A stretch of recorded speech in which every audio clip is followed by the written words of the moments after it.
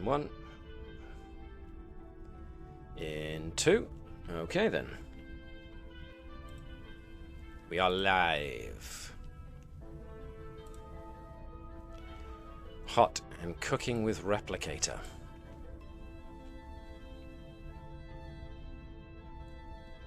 Alright then, just want to confirm that everybody is in Foundry and can see their characters and can access their character sheets and all that jazz. Mm-hmm. And everybody who wants to hear something off of Sirenscape can hear it. Mm-hmm. Yep. Mark just reaffirming that everybody knows that Phlesc has the parent figure talent. I like it. I know you said, can we access our character cards? So I just started mashing random things on it. Interesting how you chose that one to demonstrate. Now, children, remember, Uncle Phlesc is here to see that you don't make too many silly decisions. How do I get rid of a reprimand? Do I have to do community service or brig? Well, that's a good question.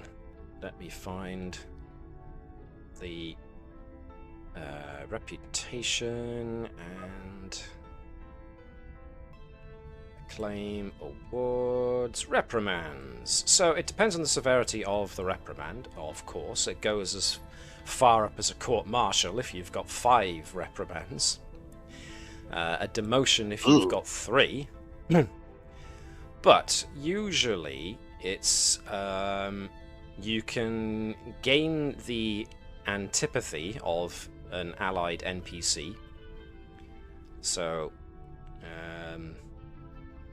if it's just a regular Starfleet member, then that'll cost you 1. That'll buy off 1 reprimand. If it's a captain, it'll buy off 2 reprimand. I think. Hang on. Yep. 2 if they're an admiral, a general, or other high-ranking figure, which means they don't think very highly of you from this point onwards. You can knock your reputation down by a point, which will take away a corresponding point of reprimand. Shame by association is 2, which means the ship suffers for you being on it. You can knock off 3 reprimand by having a status effect, essentially a trait on your character, saying that folks will treat you in a certain way when they learn of your dishonor, your cowardice, your disgrace, or some such. Or another way of doing it is if you have 1 or more awards, like Dave did, you can pay off some of your reprimand by getting rid of an award of equal value to the level of reprimand that you want to buy off. If you have favour with, say, a captain, yes, does that negate the negative, or is it? If you wanted to lose your favour with Captain Sobek to pay off the reprimand, that would be a way of doing it, yes. Yeah, let's do that. Okay. So if we had 3 reprimand and 3 acclaim, and we took away one of the talents that costs 3, can we just buy it back immediately? Technically, if you really, really wanted to do it that way, because you'd essentially be buying off. You'd essentially be buying off your reprimand with how well you did at a certain mission. So it equates to more or less the same thing, yeah. So you're trying to make up for being bad by being good on a different mission. Okay. Interesting. Of course, that does mean that you would then be spending that acclaim that you otherwise would have spent on something else, paying off your reprimand, essentially. That's fine. Better than a rapid, I think. How in sweet hell have you got 3 reprimands? It involved multiple amounts of parkour, if you remember. Oh yeah. At that point, I blame Tavis. Wouldn't that come under 1 big reprimand. It's the same problem multiple times.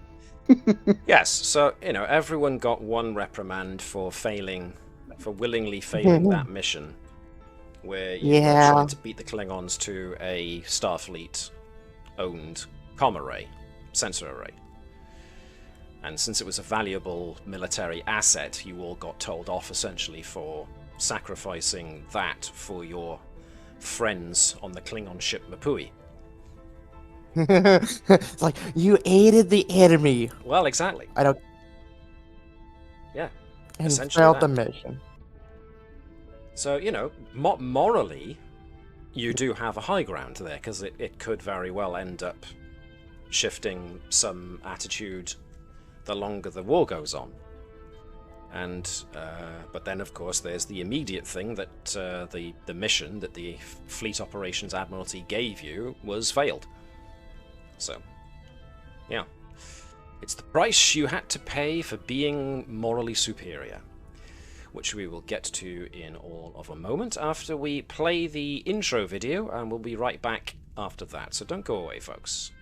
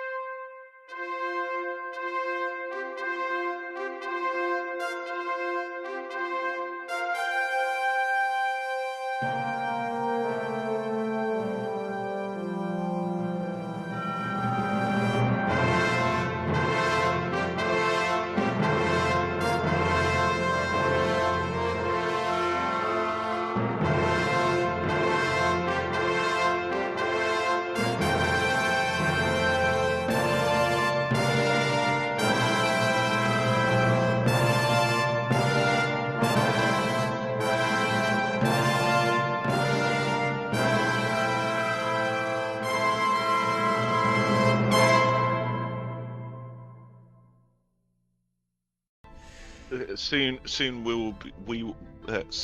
we will be one. And in that regard, welcome folks to the continuing adventures of the USS Combs. I'm MJ, the GM, and I will be your games master for the next couple of hours. With me are the crew of that intrepid vessel. And yes, the life and decisions of a Starfleet crew is never easy. Particularly when it comes to decisions made in wartime. But before we get on to that, I would just like Chris to plug his wares once again, if you could please, Chris. Hello, same as usual for me. I have my YouTube channel, Having a Mosey, for my retro video game review series. The latest video is Yakuza 0. Work is continuing on Season 3, starting with Phoenix Wright Ace Attorney. Chipping away at that. That'll be out at some point. But otherwise, yeah, feel free to check that out. Thank you. Thank you. Okay, spooky do. So yes, what does the crew of the Combs value more? Personal codes of morality, or a leg up in the conflict? So there we are.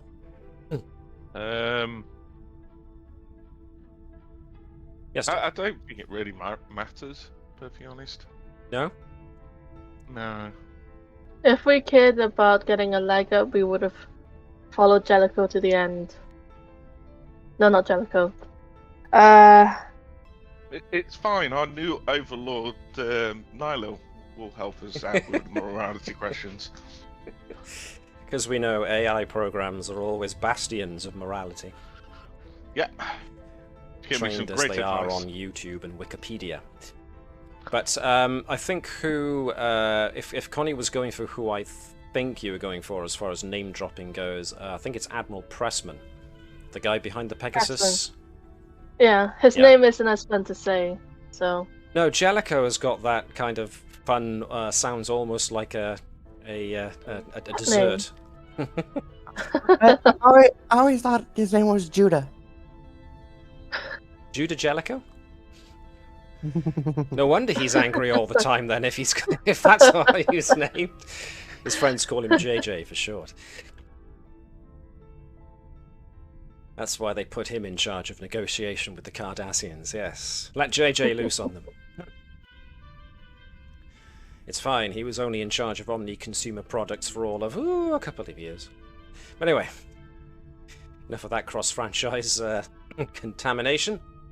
Let's get on with what we were here to do. So, if we post ourselves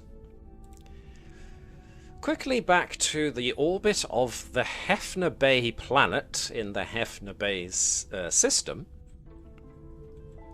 we might indeed recall that the crew of the Combs were given shore leave here in Hefner Bay as a result of being on active duty for far too long without a break. And so Dr. Sott, using his authority as Chief Medical Officer, pretty much ordered the entire crew to have time off. And so they came to Hefner Bay to have some shore leave. But typically that hasn't lasted very long, because to the same system a Klingon ship wandered in. Which, you know, Hefner Bay is a non-aligned world in a non-aligned system, so as long as everybody behaves themselves, there shouldn't be any kind of problem. The only issue being, of course, that when the Klingons turned up and asked for repairs, and a bit of shore leave themselves, there were no Klingons to speak of on the planet itself, engaging in said shore leave. Not only that, but repair crews from Hefner Bay were not being allowed on the Klingon ship. This we know because Commanders Phlesc and Tavish tried sneaking aboard the Klingon ship to see what they could learn, which ultimately proved to be nothing much, because as the Combs crew started scanning for whatever was going on with these tetryon emissions coming off of the Klingon ship, tetryons being faster than light particles that have random direction and speed because they come from different layers of subspace, it appears that the potential origin for this tetryon radiation surrounding the Klingon ship comes from further out towards the edge of the Hefner Bay system. And so the Combs crew sent their Chief Helm Officer, Lieutenant Junior Grade Bonnet. See, I got it right this time. I actually remembered what rank she was. And, our other French-Canadian, Beatrice Dufresne, our stellar cartography lead, have gotten into a shuttle in order to try and check out what is going on at the very edge of the Hefner Bay system. However, not long after the shuttle launched and started heading off towards whatever wibbly-wobbly nonsense is going on at the edge of the system, the Klingon ship decided to break its moorings and is now itself heading off, which has prompted the Combs to also come out of standard orbit. And this is where we find ourselves, as the Klingon ship and the shuttle carrying Dufresne and Bonnet are heading out. The Combs itself is now preparing to break orbit around Hefner Bay. So before we get any further with that, is there anything anybody would like to add to this? Something I may have forgotten, something you need reminding of? Anything in that regard? Have I forgotten anything? Nope. Okay. So, currently we have the Klingon battleship, which is an old D7, heading off at relative speed. If I bring it about here, because it started leaving the moment the shuttle started leaving, and the Combs started departing the moment it noticed that the Klingon battlecruiser was departing. So we've got this kind of staggered formation going on here. So, what are the immediate thoughts of what is going on with the crew here? I mean, Dufresne and Bonnet are now in a Type 9? Type 9 shuttle. Sleek new Type 9. But now there's a Klingon battlecruiser coming up on your port side. Any thoughts? Any actions you wish to take? Let's get them back on board the ship. Yeah. Okay, so let's change the ambience here a minute.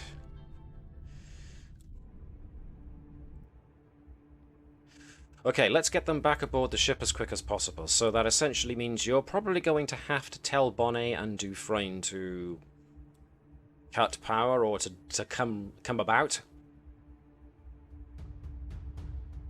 Yeah, tell them to come about. We'll try and get closer to them. So they're going to pick you up on the way past. Alrighty doos. Dufresne, Bonnet, you've just been given the notification that you are to either cut your engines or slow down or come completely about to rendezvous with the Combs. You good with that? Aww.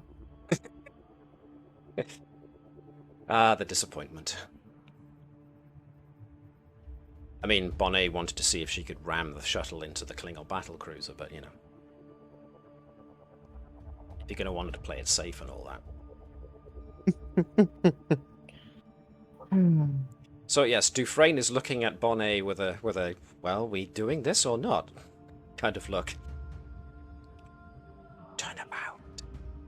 We're turning about, right? We're turning about? Bonnet, why are you thinking about this? Are we turning about or what?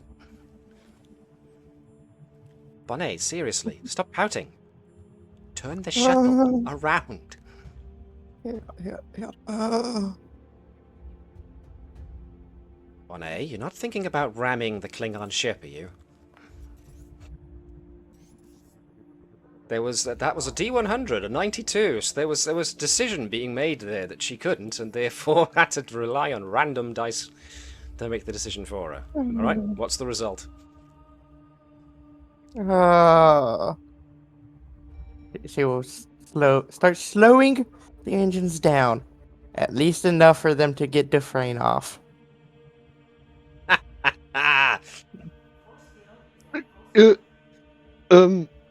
Okay. Sobek to Shuttlecraft 2. And you make it a little hard, no, just a little fudge, Because if they just log onto the comm badge, they're just gonna get her comm badge.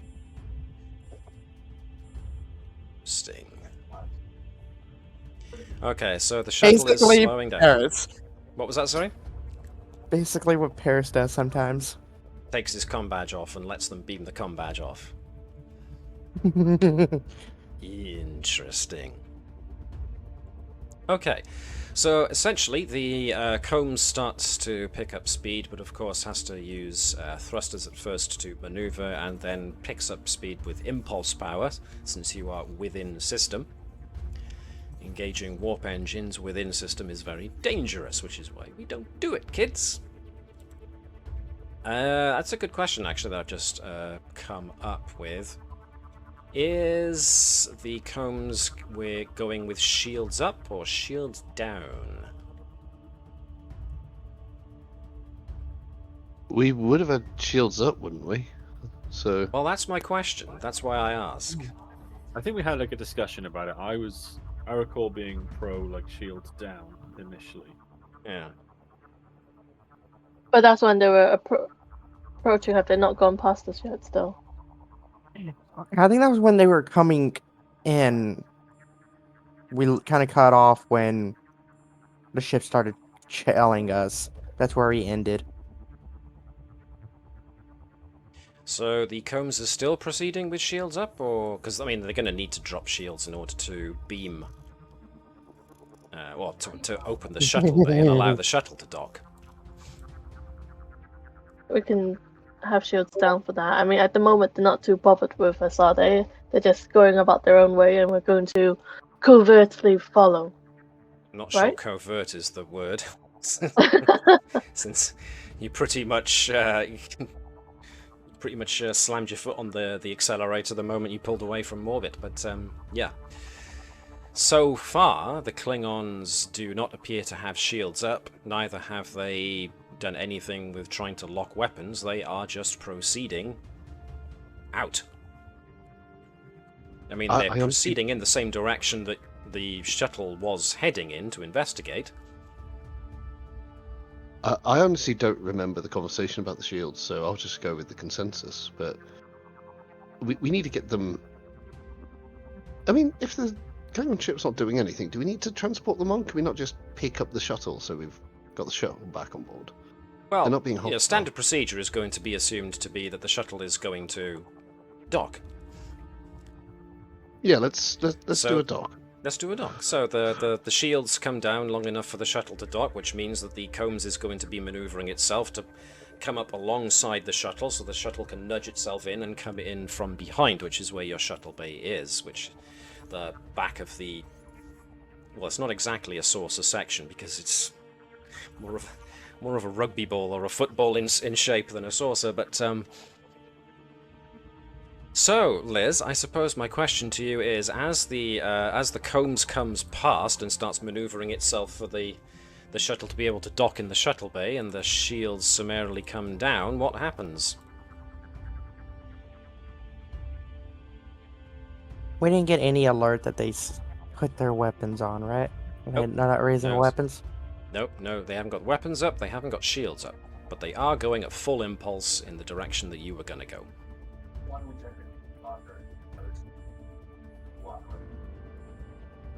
Bonnet is like... sorry, not Bonnet. Dufresne is like, okay, so this is where we dock with the ship. Our shields are down, right? Yep. We've got the reduced sensor silhouette. We can now tail the Klingon ship.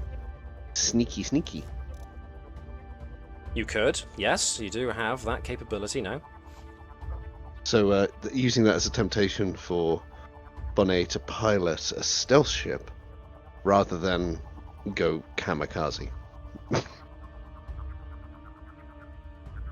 Liz, your character, what do you want to do? But see, we're assuming that they're going to... They could just be leaving. Who knows? They could just be leaving. Well, if they leave, we will prioritize investigating the source. So, because we don't want to fight something that could explode into... Not tachyons, the other one. Tetrons. Tetrons. So once again, I ask the question. The Combs has lined itself up ready to receive the shuttle. Is the shuttle docking?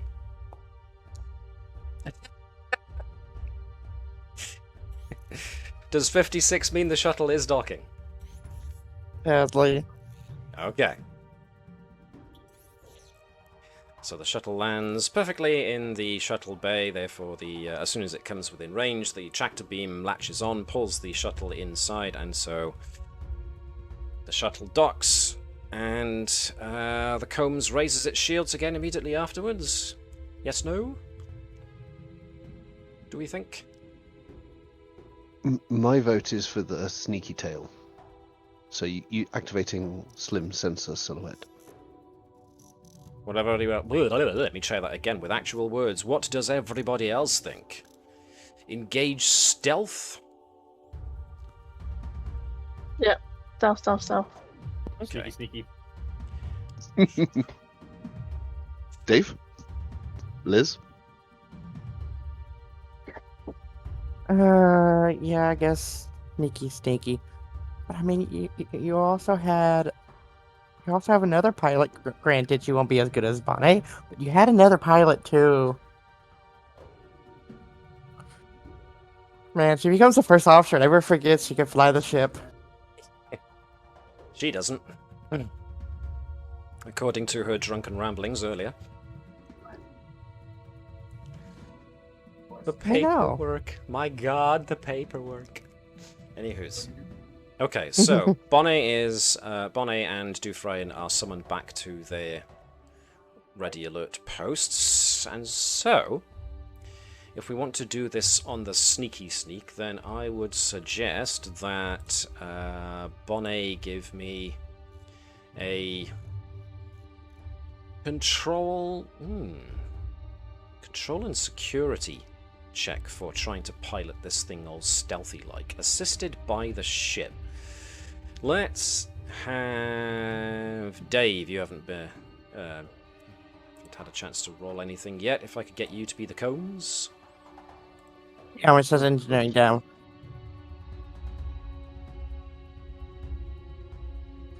Where is the combs? If you look in the actors directory. Oh, don't forget this counts as if it has double focus range.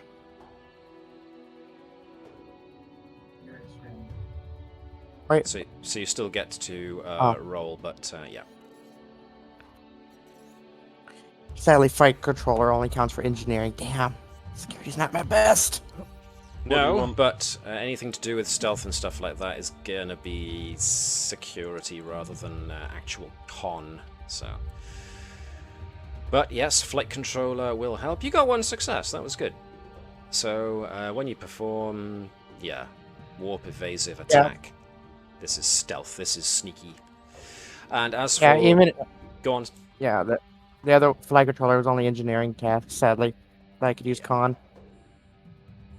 So Dave, for the combs, could I get engines and security, please?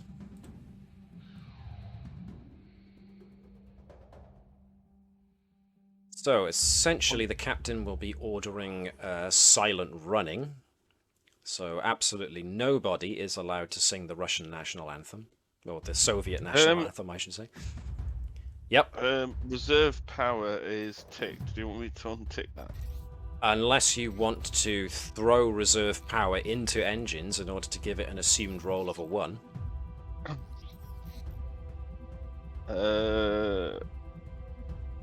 Because, I will de-tick it. You want to spend reserve power on the engines in order to... No, I don't. Okay. So yes, reserve power is usually ticked as a default unless you want to spend it on channeling reserve power into part of the ship, such as the engines. If you do that, then it essentially means that you give the ship, whenever it's helping you with something, an automatic roll of a 1 on a dice. So. We haven't got focus, do we? No. Technically, anything to do with most computer-based stuff in regards to the ship counts as a focus, but in this case, it's not, because this is more just. Is this the reduced sensor silhouette? Yes, it is, which means that the reduced sensor silhouette will make it 1 more difficult to detect. So I'm trying to determine how difficult you are currently making it to detect, and the reduced sensor silhouette will increase it a step further. So far we've got dice. 1 success, just the 1 dice. If the comb starts rolling 2 dice, we've got an entirely different problem. Bonnie's too peeved. Yes, evidently so.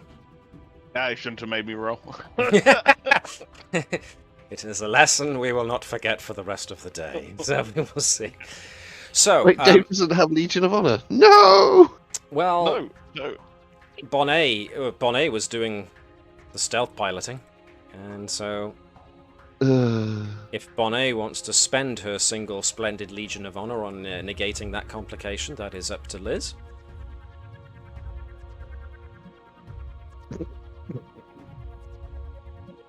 Yeah, we can. You sure? Mm-hmm. You don't have to. I was laughing because I thought it was funny if you didn't. No, I was thinking actually. Yeah. You know what? Let's not. I kind of want to see if the Klingons try to fire on us. Cool.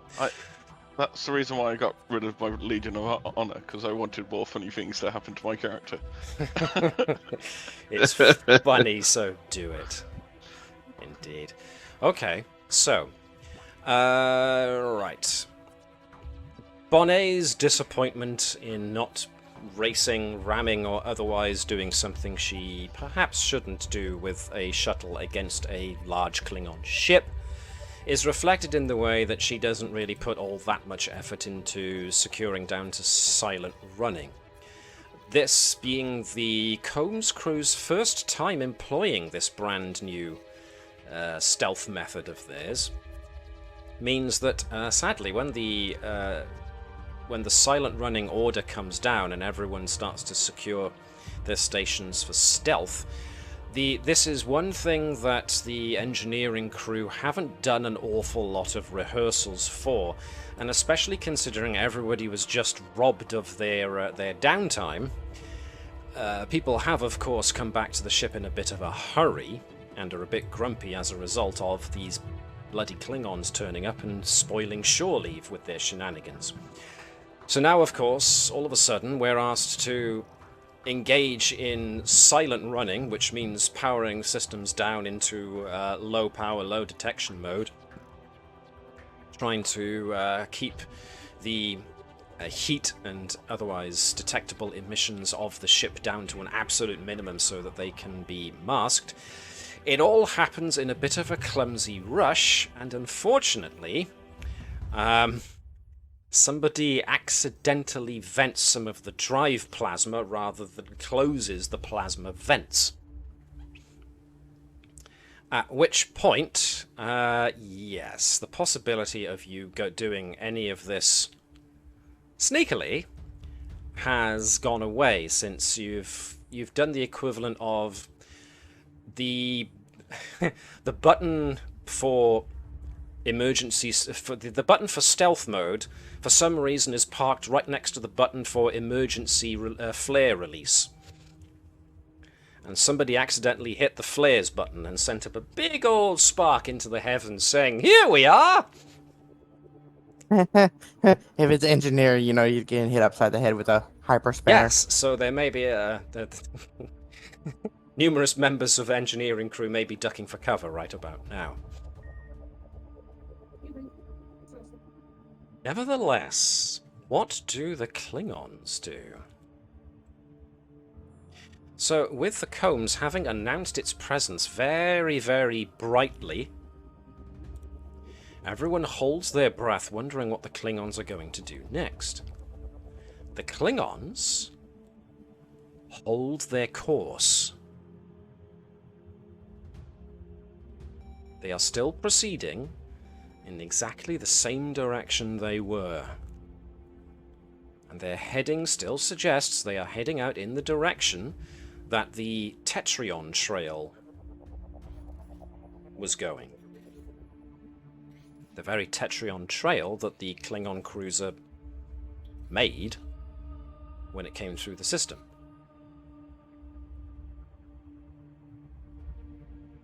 So, back on the bridge, after everybody held their breath wondering what would happen next after the plasma got vented, a couple of seconds go by until eventually somebody blows out the breath they didn't realize they were holding.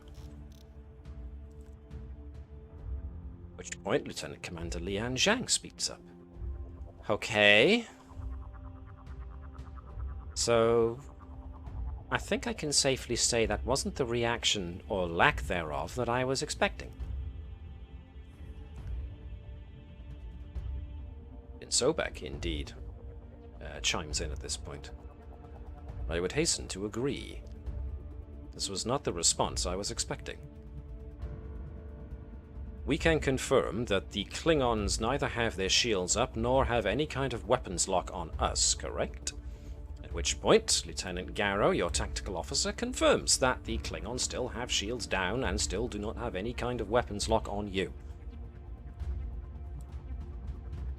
I believe there is a human expression. This is damn peculiar. Thoughts?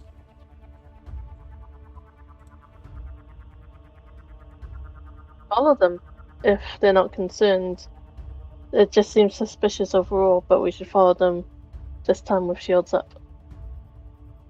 Shields up? Phlesc agrees. Shields up. Alright, that's 2. Yeah, sounds good. Yep, 3. Okay, shields are up. Garrow hastily puts the shields on the ship up. Okay. The Klingon ship is still proceeding on course. So far, they haven't done anything much. Their shields are down, right? Correct. Are they in transporter range? Not exactly, no, and there's still the problem Oh. of the tetryon radiation around them. Oh yeah. Not to mention that when Gurkau did a more detailed scan of the Klingon ship, not only do they have tetryon radiation coming out of them, or at the very least, they have tetryon radiation on them, there's also some gravitons have been detected. So, beaming might be problematic. But it's also why you're having trouble getting much of a sensor scan on what's going on inside of the Klingon ship.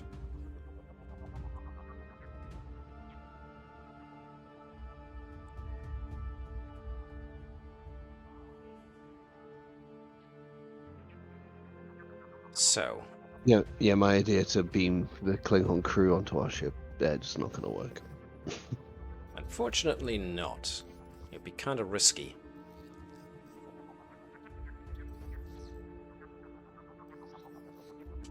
So.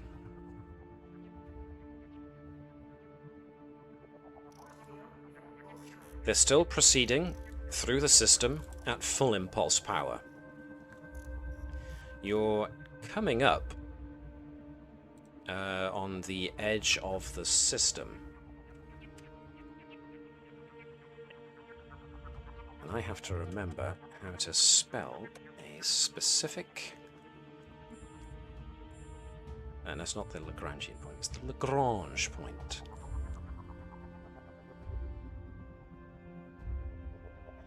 So you are coming up on the Lagrange point for the system.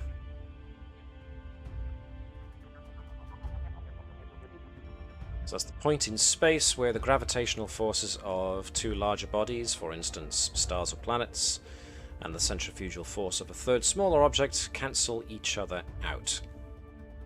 This is what allows the third object, for example a starship, to assume a fixed position relative to the other two without any power consumption. I think the joke was that the Lagrangian point, or the Lagrange point, is essentially the equivalent of the space parking lot. On the last planet in the system. So. And we still have a predicted trajectory where they may be going. Yes. Okay. Do we want to overtake them? You can try throwing extra power through into the engines to see what happens. I mean, Yeah. if we overtake them, are we planning to intercept them, or Question. because Just what to are we see going what to they do? just see what they do. Like, if we beat them to their destination, will they What just is the use destination? this Seems big to- blob of tetryon particles? Hmm.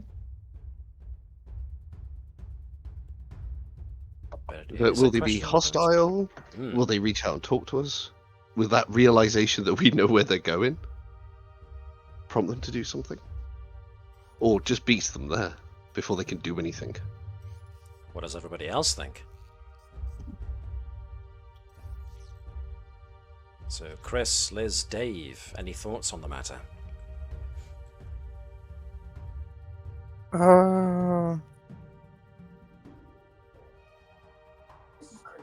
Not really, because I mean we're still assuming they're heading there and not just leaving. That's a good point.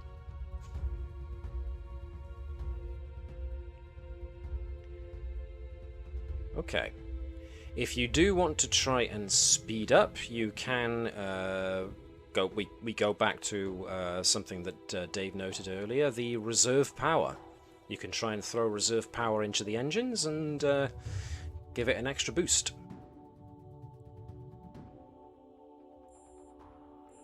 If that's what you want to do. That's what I'd want to do. Can't possibly get two 20s in a row. Well, this would be... That's a good point. It Oh, would is be it? another helm-related operation. Hmm. So it would So be down to Bonnet. The ship gets a success because it's Yes. reserve Be power, throwing but reserve power in. not Bonnet necessarily. Now, Well, Bonnet I can still could make a check. Yes, Dave. Sorry. I was going to say, if we do use reserve power, I can use, given all she's got, to add 2 threat to gain reserve power again. So if we do need it again, It will be immediately available. Yes. yes. Nice. I like it. You do give me 2 threat, though. Yes, Bear in mind. but it's worth that. If we needed it. Yeah. Yeah. Yep. So it's definitely an option. What do we think? Give it. I'll go. Give it all she's I'll got. I'm not. Don't do it now, because we've got reserve power, haven't we?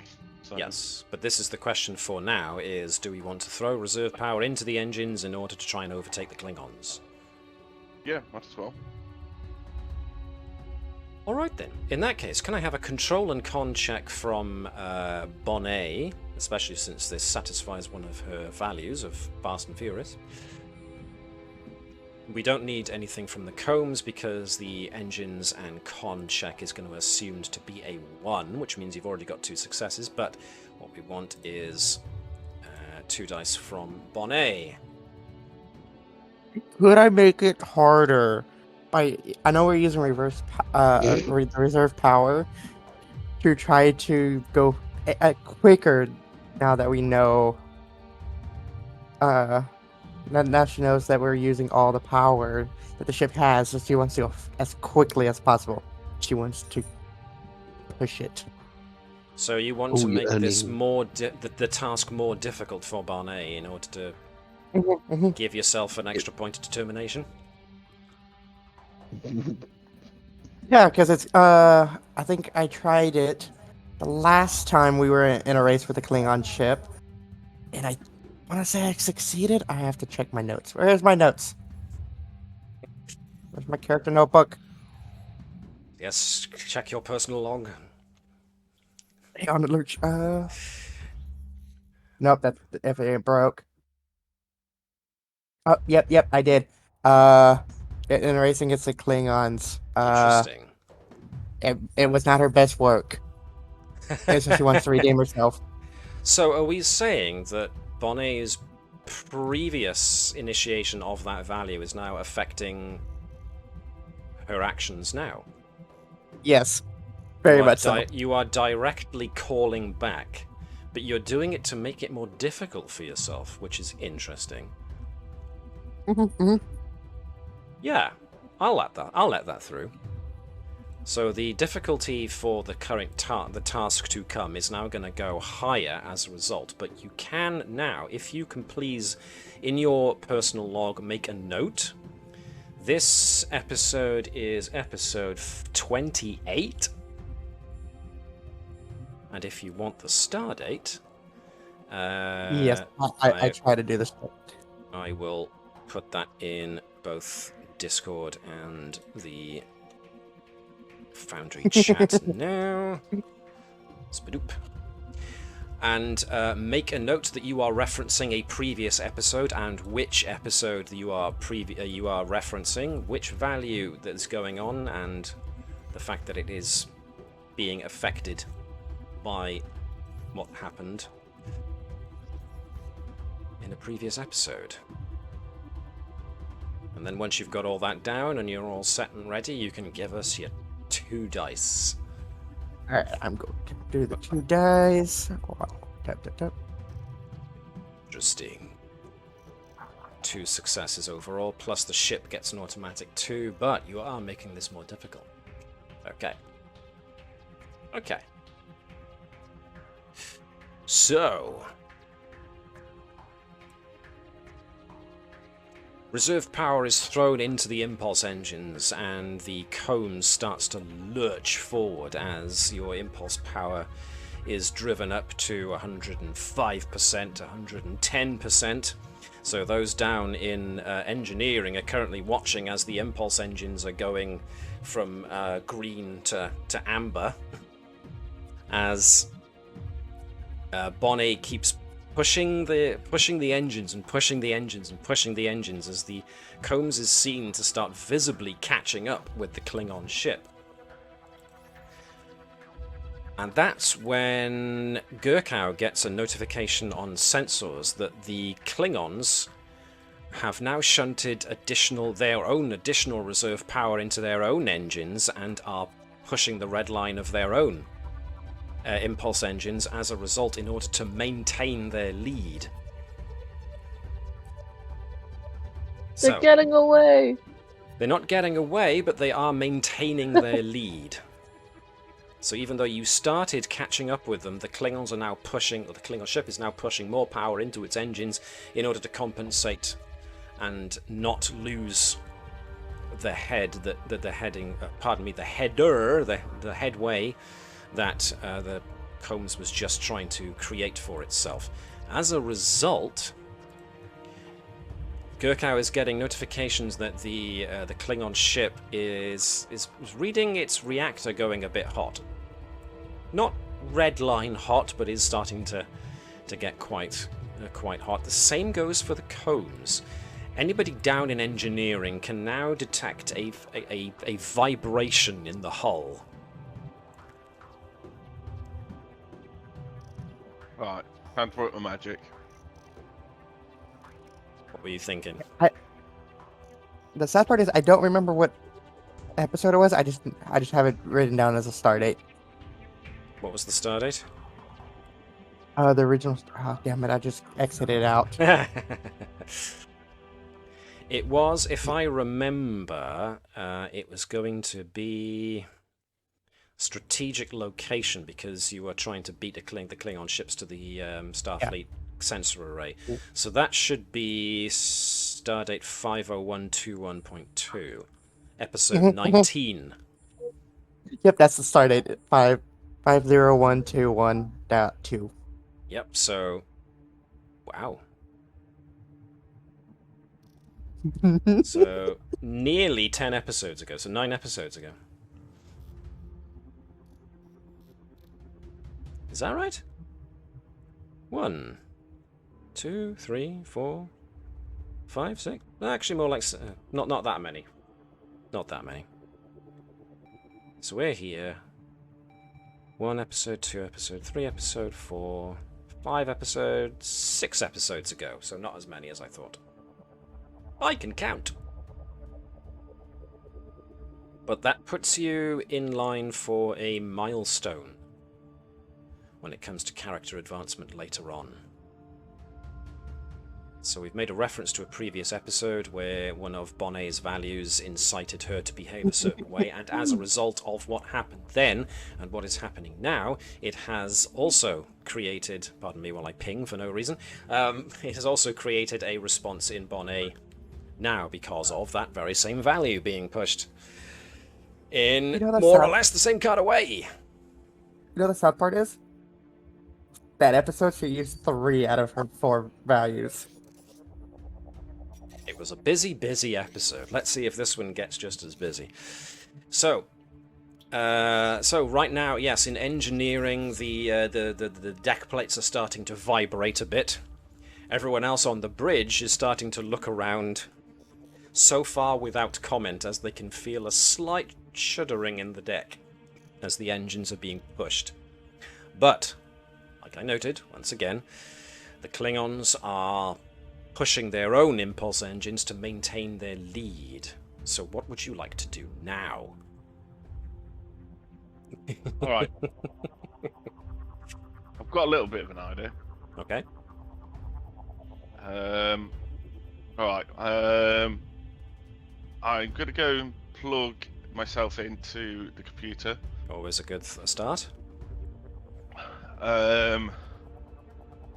I want me and Nylil to try and make the our engine little bit more. What's the word? More efficient. Okay. Um, So you want to So try we- and bring down its energy usage.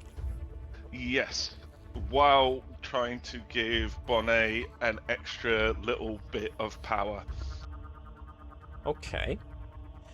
I will therefore ask you to give me... This is going to be daring now, and engineering, not control, because this is starting to push the limits of what your engines should be capable of. So I'm looking for daring and engineering.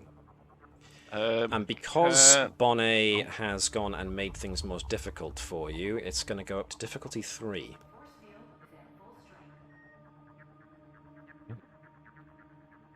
Phlesc is also seeing this. The power usage in the engines is crawling upwards and upwards and upwards. Okie. So, first of all, I'm going to let you know that I am using this. Neural interface, yes. So I can get a reroll. I'm also going to use a determination as Ooh. well. So remember to make a note of it in your log. Hold on. Well, journal. I am going to use. Now, is it Tavish's obsessive tendencies, or No, where there's a will, there's a way? Okay. yes, where there's a will, there's a way. So there is a will to win this race, and therefore a way will be found to win this race. Gotcha. What episode is this? This is episode 28. Vicky. And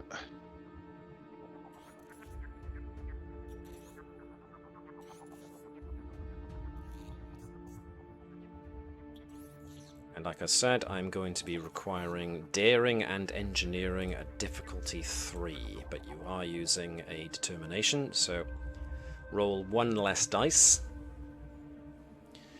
and check the determination box, because determination replaces one of the dice with a roll of a 1 rather than adds an extra dice. Give me 2 seconds. No problem.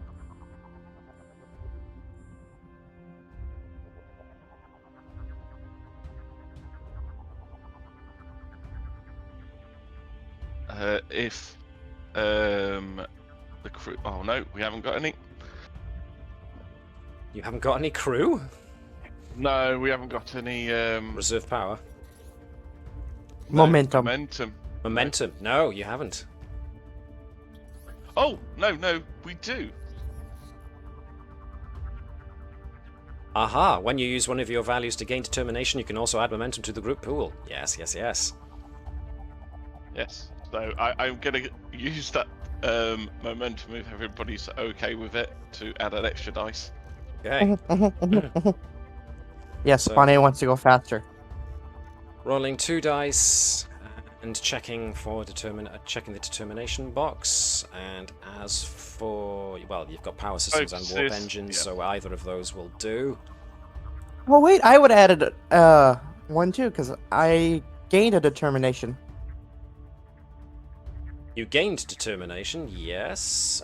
So yes, you would have added one as well. Quite right. So throw that in there.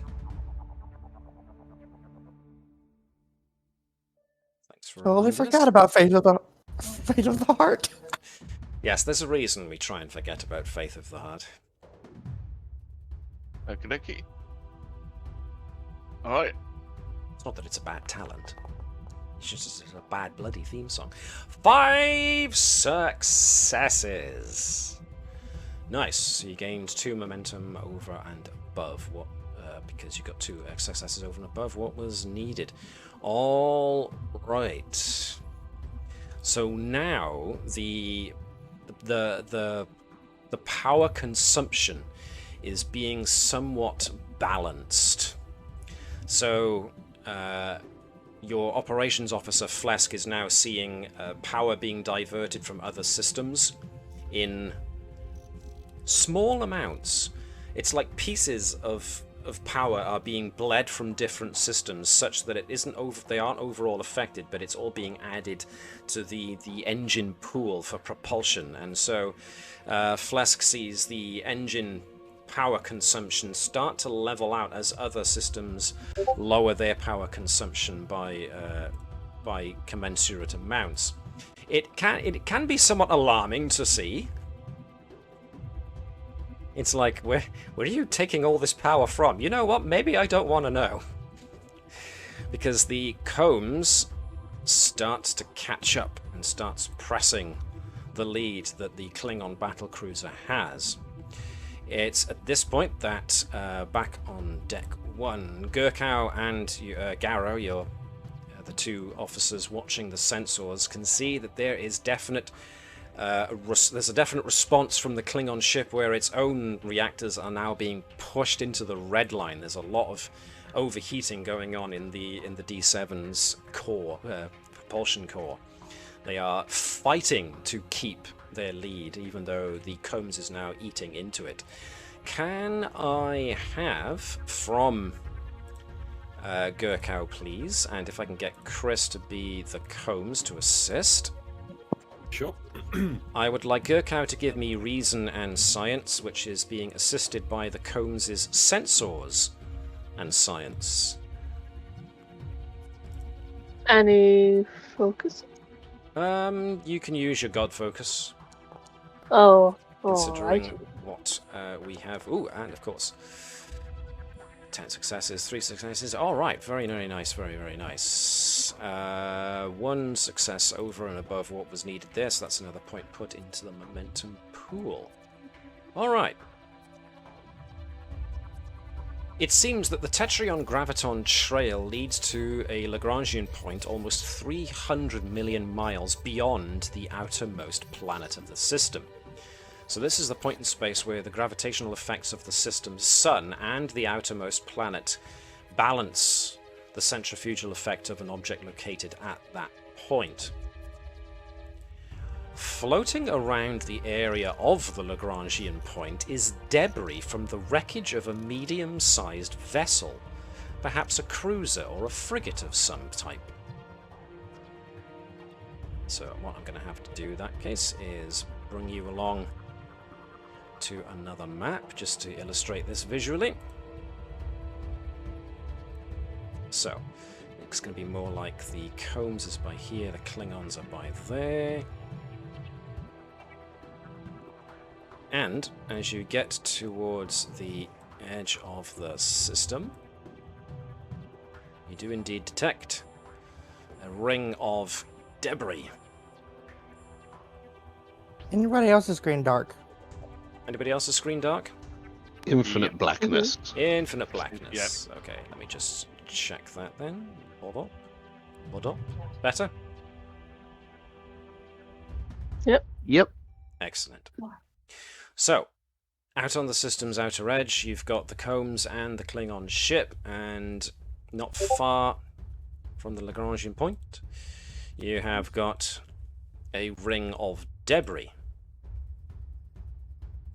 There is also a denser concentration of tetryon and graviton particles in and around the Lagrangian point, surrounding a strange singularity of null space at the center.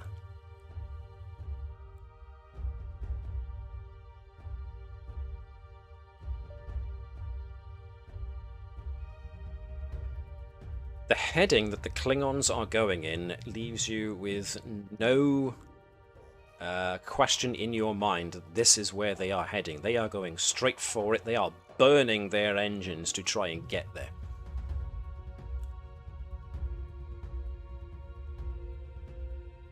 What is null space? Why would they be wanting to go there? How do we find out? That's a good question, because you are now getting closer and closer to it, and so the Klingon ship starts scaling back its power to its engines as it is now throwing that excess power into weapons. They are activating their weapon system.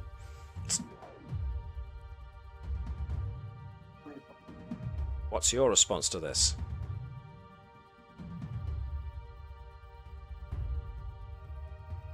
Your shields are currently up. Can we check what they're locking onto? Is it us or the singularity or? Ah, very good question.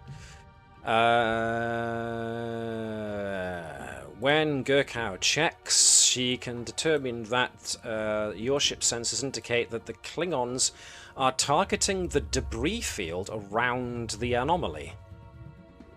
They are powering up disruptors and phasers.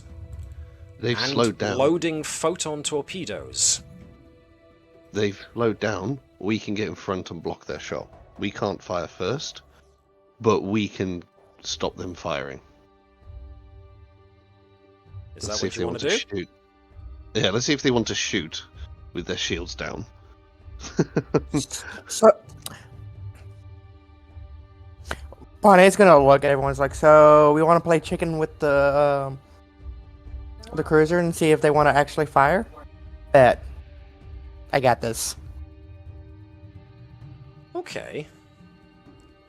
Okay, in that case then, what I'm going to do is I am going to bring Bonnet's token here, so it's easily referenceable. And I am going to have you roll... Now, this is essentially, you're trying to block a shot. So, let's see...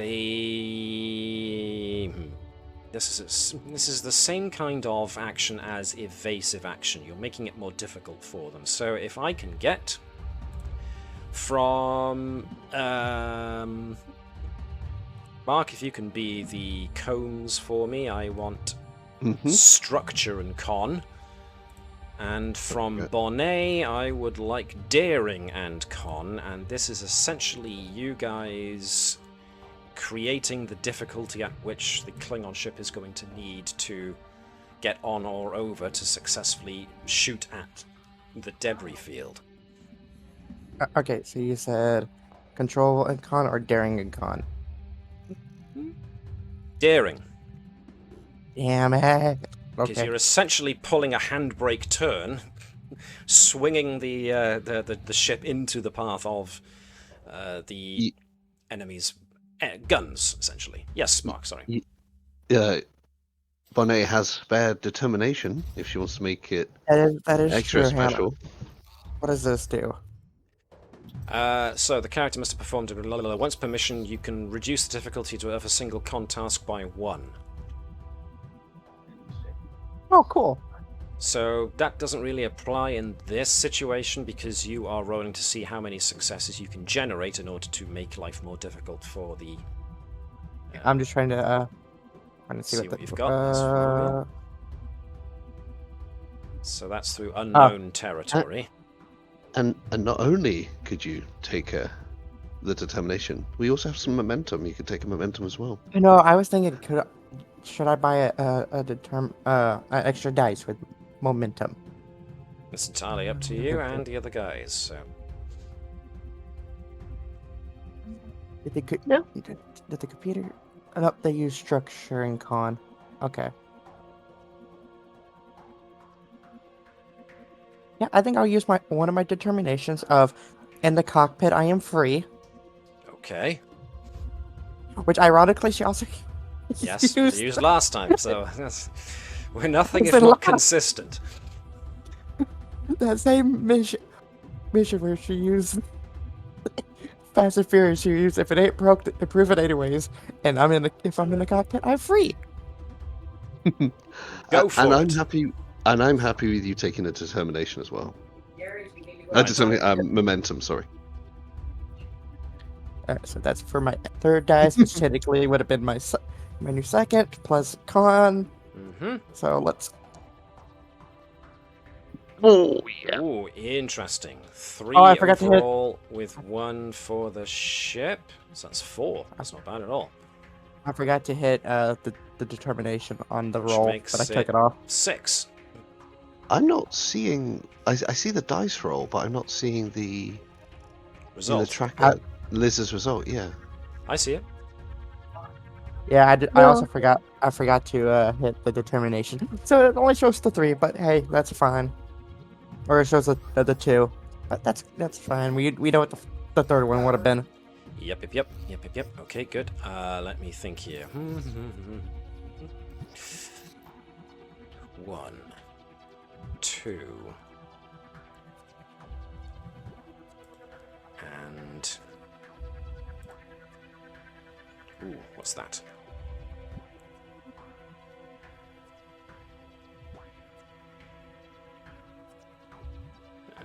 Okay, we will do that then.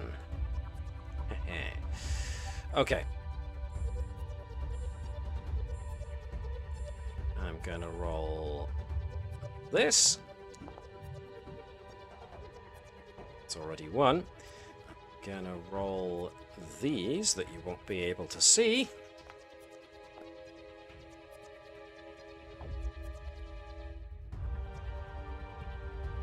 Ooh. I forgot to add an extra 1 because I did actually just spend something, so let's do that again. Nah. Right. Okay. Okie dokie. Cool. So what happens next is Bonnet does a very dramatic skidding turn almost to throw the combs in the path of the Klingon ship as the Klingons are powering up their weapons and targeting the debris field.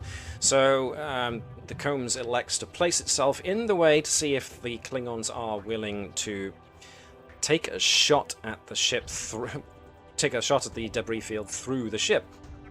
So what happens is the Klingons power up weapons, they load a photon torpedo into the bay, and they alter their targeting angle for a moment.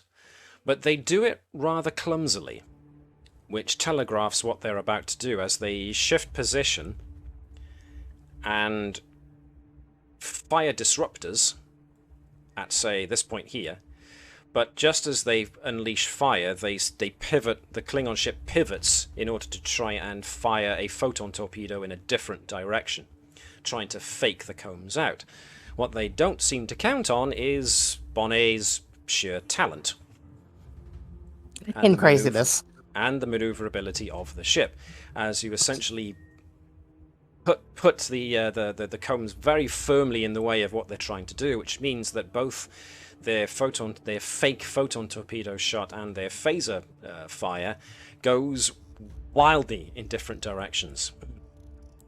Doesn't manage to catch anything of the debris field, and certainly doesn't manage to do any damage to the combs. But now the Klingon ship is trying to reposition itself again, and it's trying to find a way around the combs. It's still trying to lock targets onto the debris field. Tavish and Nihil hack a Klingon ship from here. Again, the presence of the tachyon radiation and the sheer amount of tachyons and gravitons coming off of this anomaly are making any kind of transmission like that rather tough. That's a very good point, actually. Go on, I have, work if we got closer. not just if we got closer, I'm also confident with Gurkal's ability to get cut through interference, and Tavish's ability. They could probably do something just to disable their weapons. Okay. What are everybody else's thoughts on this course of action? Oh, Because they've not shot at us, so I No. don't want to fire first. no, that's I'm true. also down to not kick things off if possible.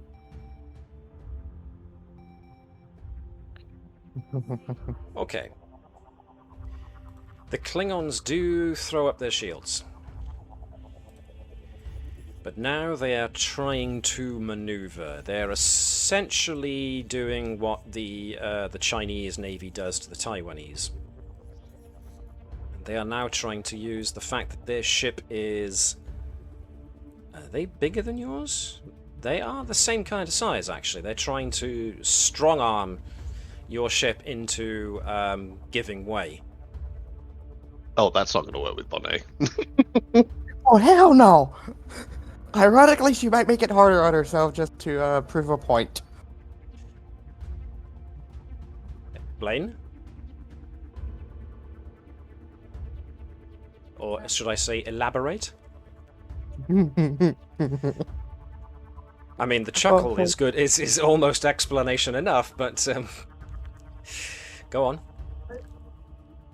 So I can either use a true pilot trust their instincts, so she's going to trust her instincts to block them every move of getting into the head of the Klingon, which is an oversized brute who can't do nothing.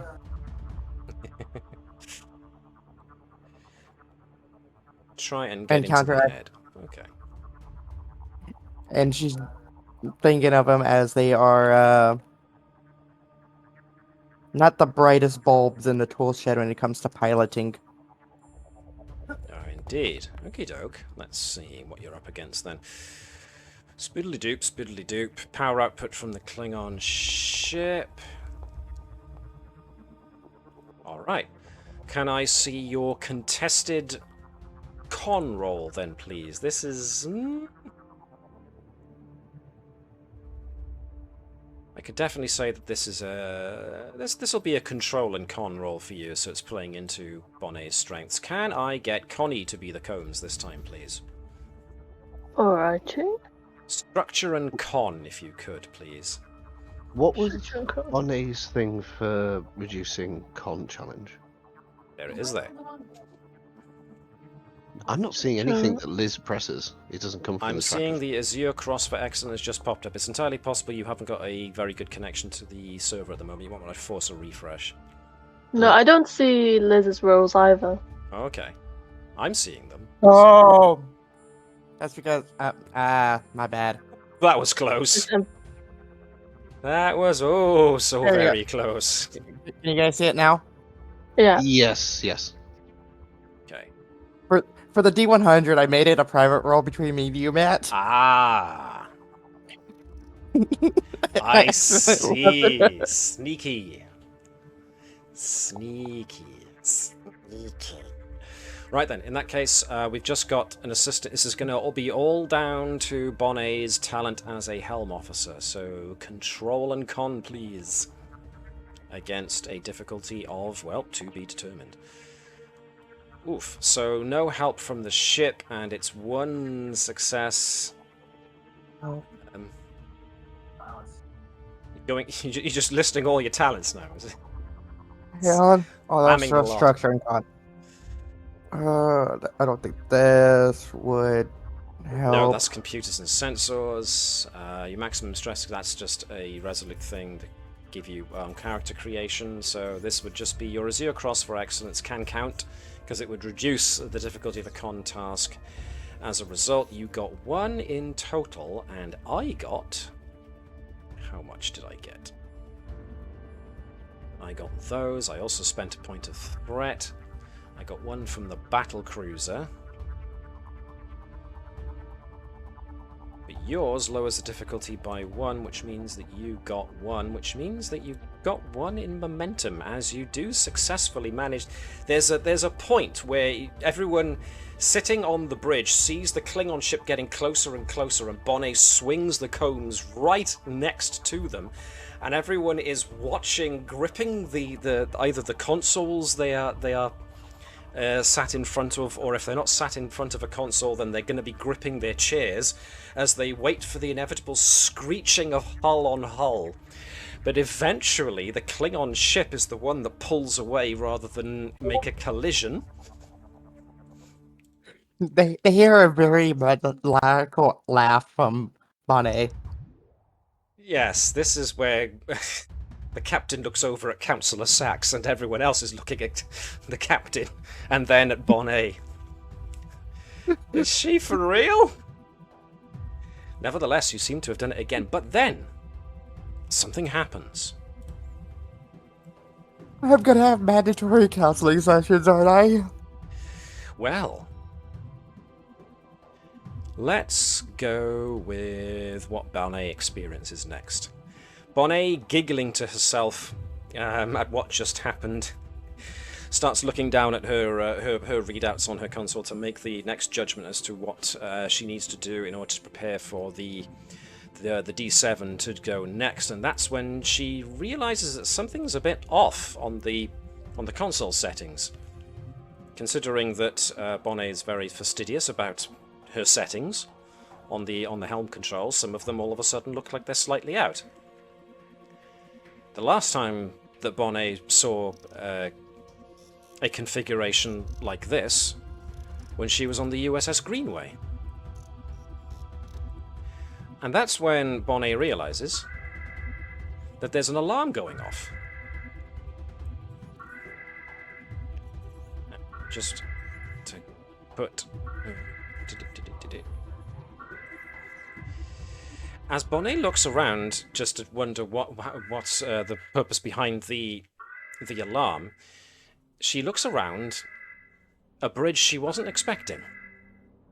It's not the combs anymore. And there are a lot of people jumping around looking very panicked. As Bonnet realizes she's back on the USS Greenway. And as she quickly darts her view back towards the main viewer, she can see a trio of Zenkethi cruisers who are opening fire on the Greenway. And by the looks of their configuration, they are trying to flank the Greenway from 3 separate sides. Bonnet, you remember this. This was that day that you had to create an incredibly you had to pull off an incredibly difficult helm maneuver on the USS Greenway in order to try and ensure that the Zenkethi ships didn't manage to bracket the Greenway and essentially dogpile it, just smash it into oblivion with their weapons. The captain of the Greenway starts yelling orders. Evasive action! And this is all terribly confusing to Bonnet. This goes beyond deja vu. This is... You're back there. The smell is the same, the people running about are the same, the Zenkethi cruisers are right there, and you feel the ship judder underneath you as they launch another salvo. And just as you're about to... just as you're about to action whatever you are going to do on your console, we zip to somebody else. As Gurkha realizes that there's also an alarm going off. But this is a general evacuation order. Which is weird, because you don't remember any kind of bad situation going on the combs that required an evacuation, unless something's happened very recently. It's at that point that Captain Sobek appears at Gurkha's shoulder. But when she turns around to look at him, he's not wearing his captain's pips. Nonetheless, Sobek grabs Gurkha by the shoulder and says, "Come on, we have to get off the ship. The whole thing's going to go critical. We have to get to the escape pod now." Looking around, Gurkha tries to gauge where she is and realizes that the bridge has changed. It's not the combs anymore. And Gurkha's eyes finally land on the ship plaque and sees USS Pegasus. This is the day the experiment went wrong. And after a tense standoff with mutineers, the captain and his... Captain Pressman and those loyal to him are evacuating and are trying to now going to get to the escape pods before the phase cloak fails and zaps them into wherever it is that it's going to zap them. People are starting to evacuate really quickly, and Sobek is trying to get Gurkha to move, but Gurkha is really not certain as to what's going on here. Which is a similar thing that happens to Tavish. Tavish is busy managing the engine output as Bonnet is performing all these ridiculous maneuvers with the combs, and in her own way Tavish is feeling maybe a little bit proud of how the combs itself is standing up to this stunt driving, for lack of a better term. But she blinks as movement out of the corner of her eye attracts her attention as an engineering ensign goes past. And that's when Tavish realizes that her head feels a bit light, which is a bit weird. So Tavish fumbles around for the neural interface jack just to see that it hasn't fallen out or anything, but that's when she realizes that the neural interface isn't there anymore.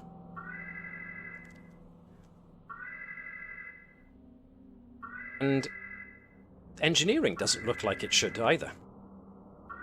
There are alarms going off, however, which alerts Tavish to the fact that there's some kind of containment failure going on in the engines. But she recognizes the engine. This is the engines of the USS Hermit, one of her first official commands as second to the Chief of Engineering. Some kind of cascade failure is going on within the USS Hermit's engine block, and it needs to be dealt with now, but so far every attempt made to stop this cascade from going into an overload has failed. The chief engineer has just been injured as a result of a console exploding in his face. Now everybody's looking to young Lieutenant Tavish to tell them what to do next. Having gotten used to Anilil pointing out odd things in your environment, Tavish is unsure of what to do. Which is a similar situation that Dr. Sott finds himself in. Dr. Sott moving about sickbay as he does, just feeling the deck sway underneath him as he can only imagine the silly stuff that's going on the bridge at the moment, checks some of his notes and feels the ship shudder. Dr. Sott holds onto a table in order to brace himself, maybe tutting a little bit at these youngsters and how they abuse the inertial dampening system. But that's when Dr. Sott hears alarms going off and wonders what's going on. As he turns around, expecting maybe the EMD or Nurse Uro to tell him what's going on, Dr. Sott realizes he's on the bridge of a ship. And filling the viewport, the viewing screen, pardon me, of the bridge that Dr. Sott now finds himself on, is this enormous life form that is made up almost entirely of energy, and even the viewport, the viewing screen itself is fuzzing and losing its visual cohesion as these immense waves of electromagnetic energy come pulsing off of this strange, impressive life form. But it's playing havoc with the ship's systems as consoles are overloading and power is fluctuating. The tactical officer, which you realize is a Tellarite man that places this as the bridge of the USS Curie that Dr. Sott used to be posted on. He is asking for permission to fire a full spread of photon torpedoes at the life form. But Dr. Sott was here on the bridge to advise the captain and the first officer that this might not be an attack, this might be some kind of means of communication, as the creature is made up of entirely electromagnetic energy, and therefore these pulses might just be some form of communication, rather than an outright attack. So this was the time that Dr. Sott had to take command of the bridge of the USS Curie. And finally, we have Phlesc, who, rather than having alarms blaring, Phlesc finds himself in the uncomfortable silence of space, although he is clad in the somewhat familiar comforts of an EV suit. Phlesc realizes that he's not only in an EV suit, he's in an EV suit in outer space, and he's standing on something that is made almost entirely of metal. There is a flash somewhere in the heavens that draws Phlesk's attention, and Phlesc realizes that he is standing on the artificial satellite in the Madrigal system. Ah. An anomaly, a spatial anomaly has opened up, and long, powerful blue-tinted hands are now reaching out from that anomaly. One is looking to grasp a big black unmarked ship.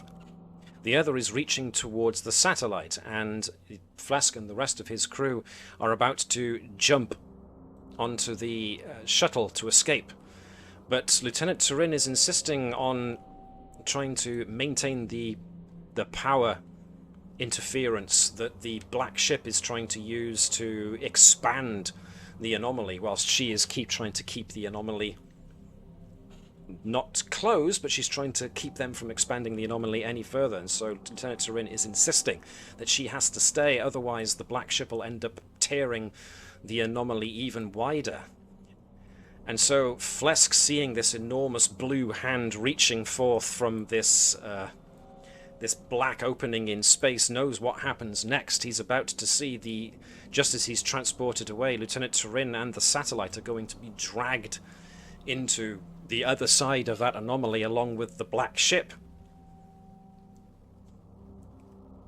All of you are in different places, in different times. But then you're back on the combs. As Captain Sobek says, "Status for the last time! Status report! Anybody!"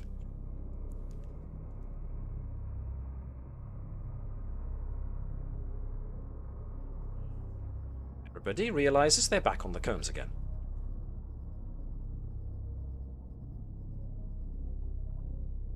Captain, did you not experience something just now? I had a vision of being back on the Pegasus, but it subsided. I need a status report now. What are the Klingons doing? And what is happening with the anomaly?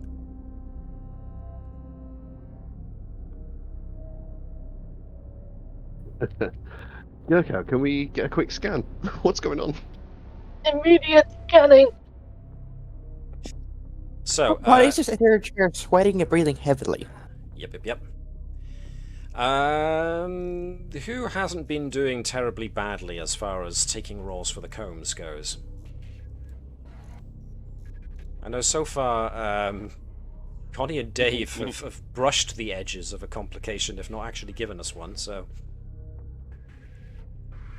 I haven't rolled a 20 yet. You haven't rolled a 20 yet. How about you give us? Okay, so if you can be the combs for me then, please, Liz. Can I get Gurkow to give me reason and science, please? Why do I have a feeling I just jinxed myself? Why do I think you might be right? God focus, God focus. Yes, because it makes sense. You're going on what you've already scanned, so I'm gonna... So that's from Gurkow. We just want... what was it? Sensors and science from the combs, please. If you know where to find the combs. Yes, you do. Awesome. Well done. She's in human heat? Deep breaths. Okay, 4 successes, because I can count. What did we want? More power. Oh. Which was my other cross-franchise reference for today. Okay. So, doing a quick sensor scan of the area. The Klingons... Well, it seems the Klingon ship and your own were just caught in a massive tetryon burst that happened. And a graviton swell also happened as well. But now you're getting a load of readings. The debris pattern around the anomaly is consistent with a vessel having sustained major damage and exploding from the inside. No problem, Connie. An explosion like that could be caused by something like a weapons magazine inside of a ship detonating. Okay, one of you's gone, the other's come back. So the You debris never see field. us in the same room at the same time, you know.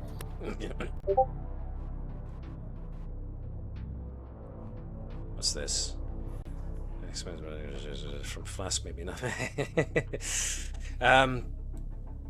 Yes. So right, Gurkow concludes that the debris pattern is consistent with a vessel having exploded from the inside out. The composition of the materials around the anomaly suggest an Orion privateer vessel, maybe? Ah. Now, because of the number of successes you got on that, an Orion privateer normally carries around about 50-odd crew members. Such vessels are usually overpowered and undermanned compared to a Klingon or a Federation ship. Excuse me. However, sensors indicate there are dead bodies floating amongst the debris. But they're not Orions. They're Klingons.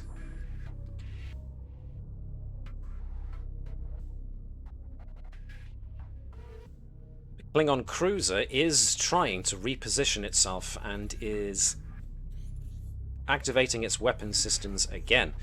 But this time, they are trying to fire on not only the debris field, but also on the anomaly itself. They are opening fire with all of their available weapons, targeting the debris and the anomaly with everything that they've currently got.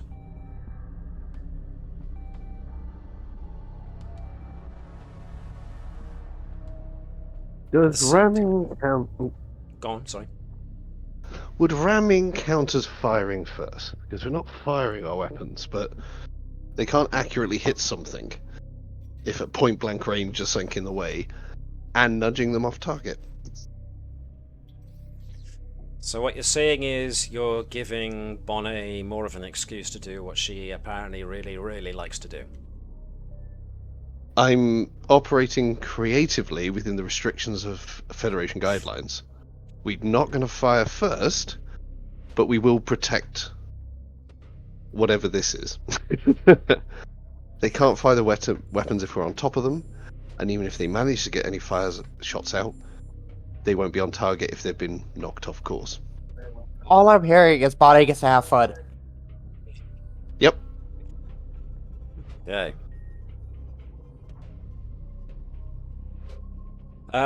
Yes. Okay, so Bonnet is about to do what she does best once again. And so, give me just a second to check something.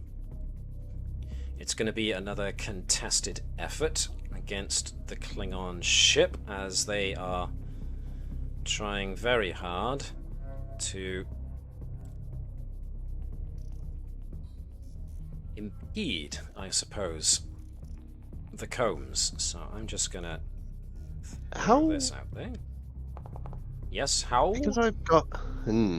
I have a focus in deflector shield and force field technology. How much momentum would it cost for me to assist Bonnet by using my engineering skill at making sure our shields can absorb most of the brunt?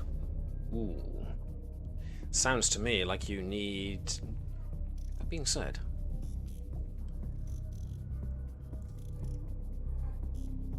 Structure and engineering for the ship, at the very least, would need to be done there. Interesting.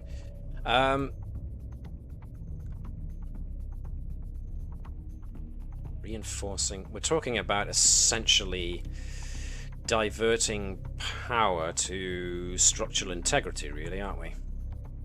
Yes. You don't currently have reserve power. No. But my incredible focus in starship design should help. good point. You're definitely going to need some assistance from Tavish on this, I would have thought. Okay. Being chief engineer and all that. I really almost want to try to see if I can't join it and make it neat. But I don't want to make it harder because I know I probably would. Yeah, so we'll hang off on Bonnet's contribution to the situation for a moment, because these are two separate ends towards the same whatever. So depending on how well Phlesc and or Tavish can reinforce structural integrity, we'll then get to the interesting maneuvers. I'm trying to figure out how to use it. If it ain't broke, prove it anyways.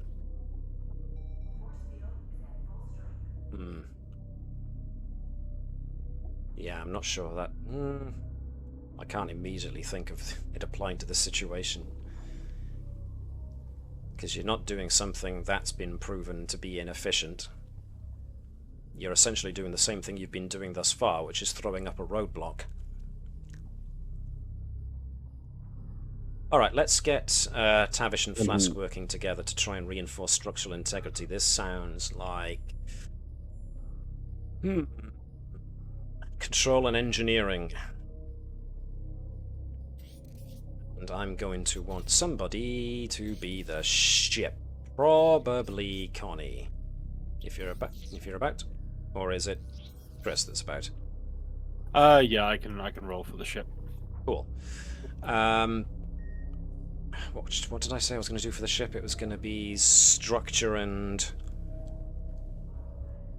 Probably structure and engineering, I would have thought.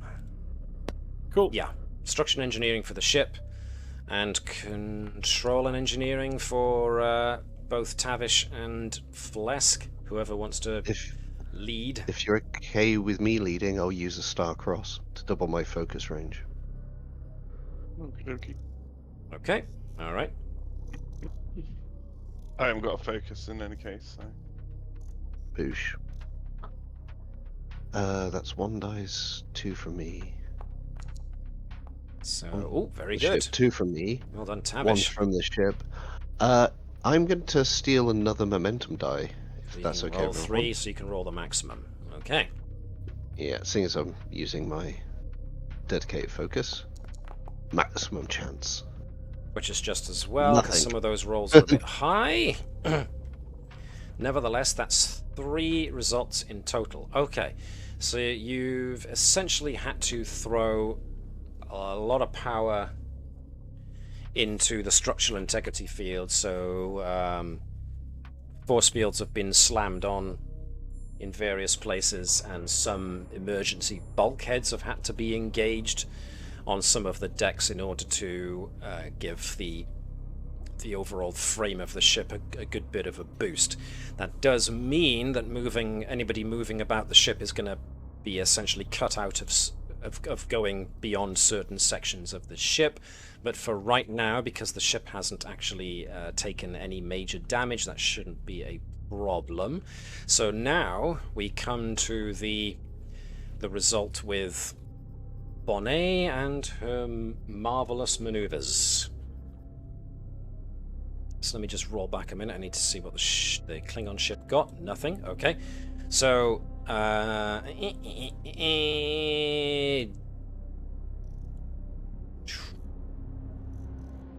Chris, do you fancy being the combs again? One more time? Sure. Because this one is now going to be structure and con, to see if the ship can keep up with Bonnet's marvelous maneuver. That needs to be the name of an episode. Bonnet's marvelous maneuvers. Okay, Liz. Take it away. Ironically, this would have been a no, not that one, right? Is it? No, yeah, no, it wouldn't have been that one. It would have been this one. It's a tap pattern, correct? Pilot. So double the department rating, but increase the complication range by 1. Okay.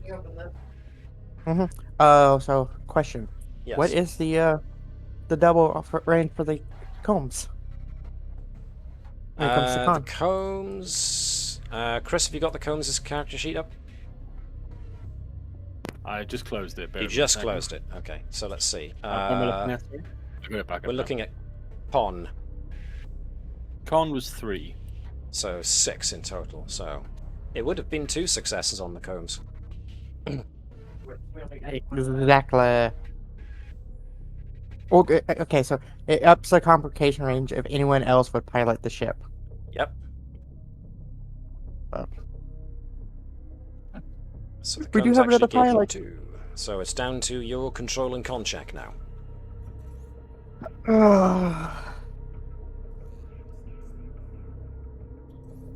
Can I get a? I buy an extra dice. Everyone's all right with Go you for it. spending momentum? I just heard to go, Go for for it. it.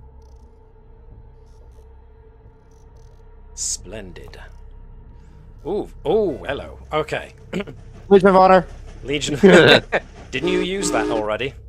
No, she No. took it back. Took it back. Right, gotcha. That's why we had a flare. Right. That- Gotcha, yep. gotcha. Well, there goes. This one's more important. There goes Thomas Tangage. But this was more important. Okay, so that's 5 successes overall. Versus.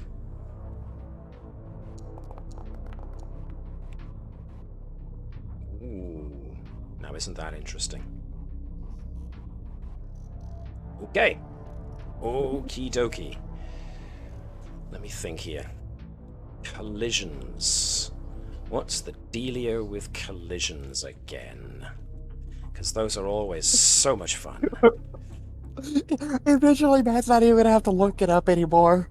I shouldn't have to, but I'm gonna because I forgot. Right, so that's when you attack, but collisions are equal to scale plus half the number of zones moved. You're both the same scale. One of you has damaging, piercing, but you guys reinforced your structural integrity, whereas they did not. So... okay. Alright then. So, the Klingon ship moves in on a desperate maneuver to try and essentially bullhorn the combs out of the way. They're structurally realizing what was going to happen and reading the way that Bonnet's been behaving lately. The operations guys reinforced the structural integrity of the ship in order to make any possible collision that much easier to bear, and sure enough, Bonnet swings the ship in the path of the D7 cruiser and a collision occurs. Both ships bang into each other and bounce off. So everybody can give me the Star Trek shake. As everybody gets hurled around a little bit, but overall, damage was next to nothing as the structural integrity of the ship held. But it seems that the Klingons weren't quite so prepared, and so the Klingon ship starts to list somewhat from the impact. So, wow. It's at this point that Gurkow and everybody else looking at sensors gets another alert that there's another flare of energy going from within the anomaly. And the anomaly now seems to be expanding somewhat. But just as that news happens, everybody sees a strange silhouette appear at various points around the bridge. It's difficult to make out at first. It looks like some kind of sphere, and that's when Gurkow realizes she's seen this before. This strange spherical something half appears in the air at various points on the bridge. It's not a perfect sphere. It's very bumpy, which means there's some kind of texture to it. And for the briefest of moments, there's the hint of multiple eyes trying to regard you, and you can feel the definite presence of someone or something looking at you all. The telepaths, so the Betazoid, Councillor Sachs, the Vulcans like Captain Sobek, get a momentary impression of some kind of intellect regarding you all with curiosity. And it's at that instance that the tactical stations and the sensor stations get an alert that, if I can just get an alert, that the Klingons are opening fire on the debris and the anomaly again.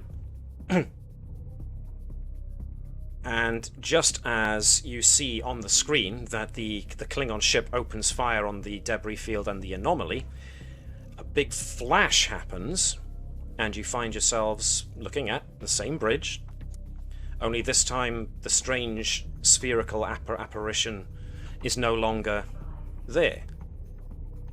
And then you gain a notification that the Klingons are powering weapons and are going to try opening fire on the debris field and the anomaly. But hang on a second, that timestamp is the same as the notification you had a second ago. And then you realize that this is a second ago.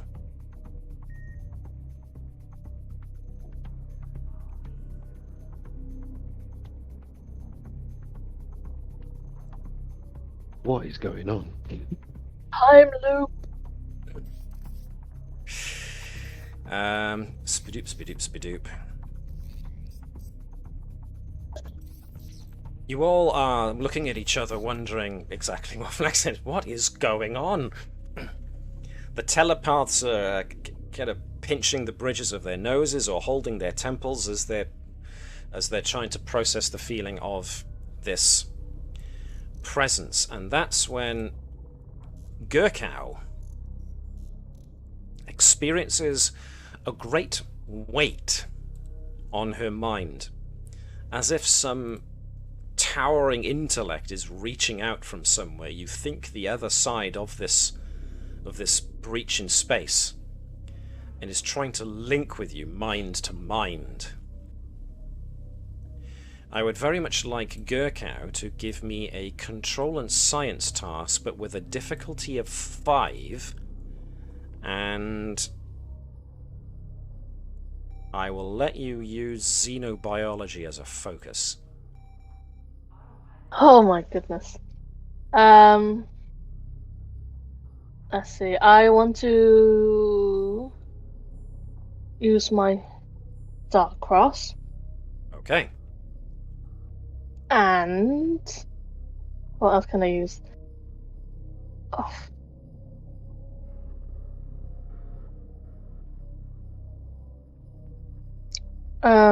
Take a momentum, definitely. Yeah. I'm just looking at all my goodies. They are many. Oh yeah.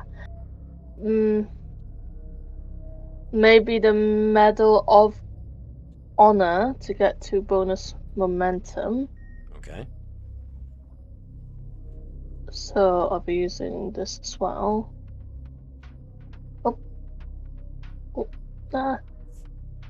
Here we are. Cross, That. Okay. What else can I use?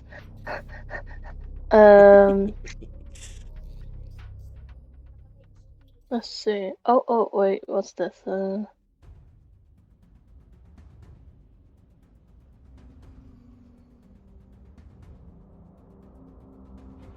Oh. What? Let's see.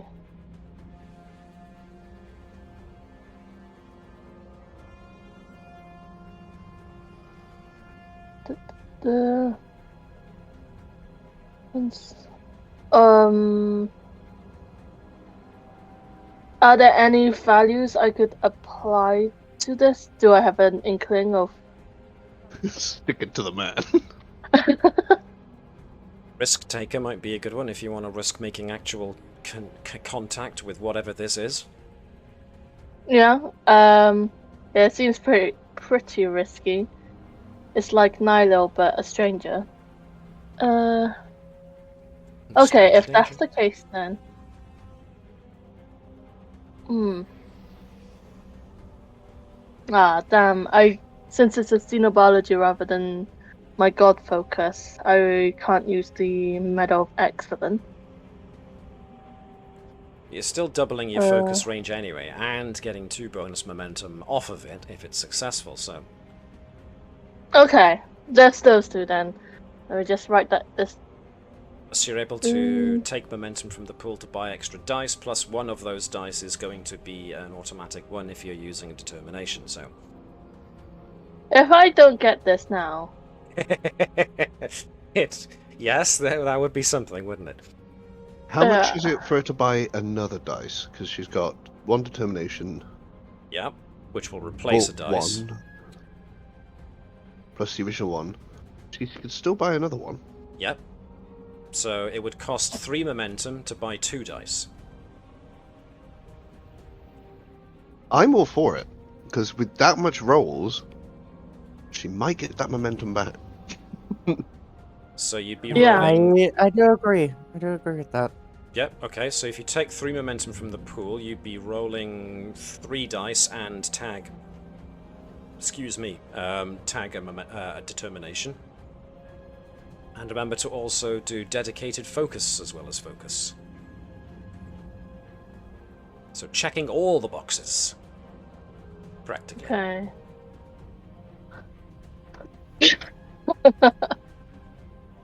Ooh. Okay. Attention. So I'm going to reduce the momentum to 1. Yep, there we go. The performance has control and science, right? I believe that was it. Yes, correct. Okay. Using focus, dedicated focus. Yep. Am I using determination? Yes. Hmm. I think you said you Okay. were. Okay, I'll do it. There we go. So All remember that. to also note down after all this is done in your personal log that you used the value risk taker to make contact with an enormous alien intelligence Yeah. Get into my mind. during episode 28. Okay. Okay. So that's all the boxes. Where'd it go? Okay. Way to go! Okay, and then I'm rolling 4 dice. 3 dice, because the determination is 3. taking place of one of them. So. Oh, right, okay. So, okay. All the boxes, okay. Fingers Okay. crossed. Everybody clench. Oh, that's good. That's really, really good. God damn, not only did you do it, you did it spectacularly. And got 3 momentum back. 2 momentum back.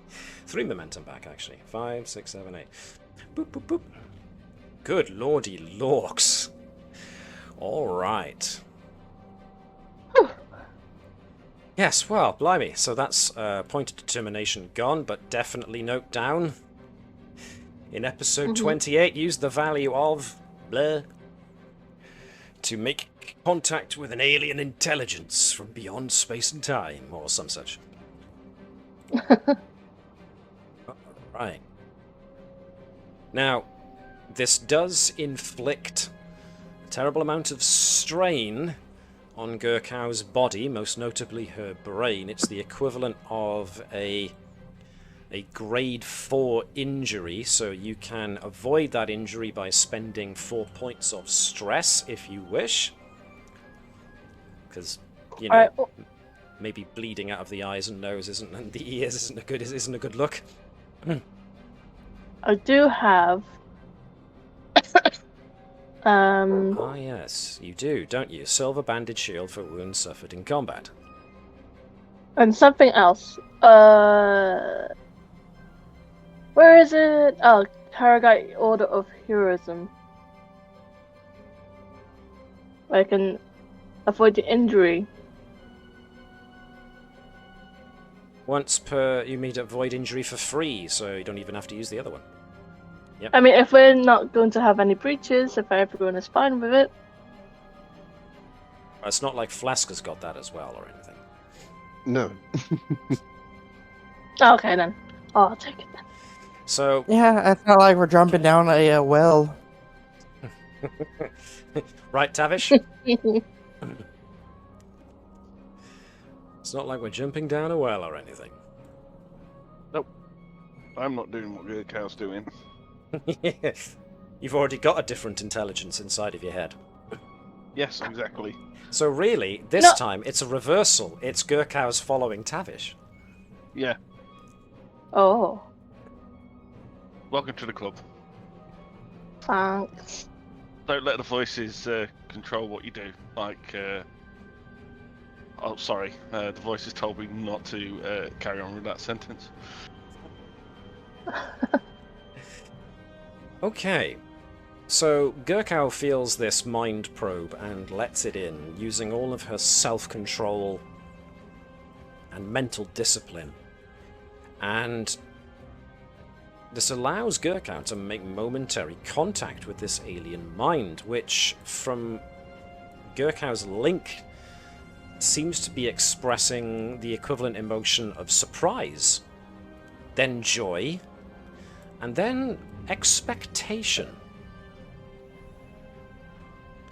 It's at this point that Gurkhow is overwhelmed with agony as her entire nervous system seems to come alive with only one signal: pain.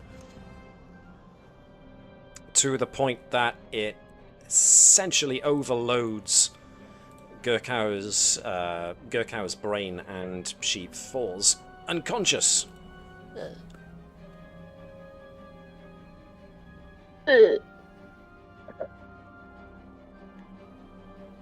And it's at this point that a flash happens again, and everyone but Gurkhow experiences... Sadly... Hang on, I've got to read this. Sadly, Dr. Sott fell in the recent shake and hasn't gotten up straight. Well,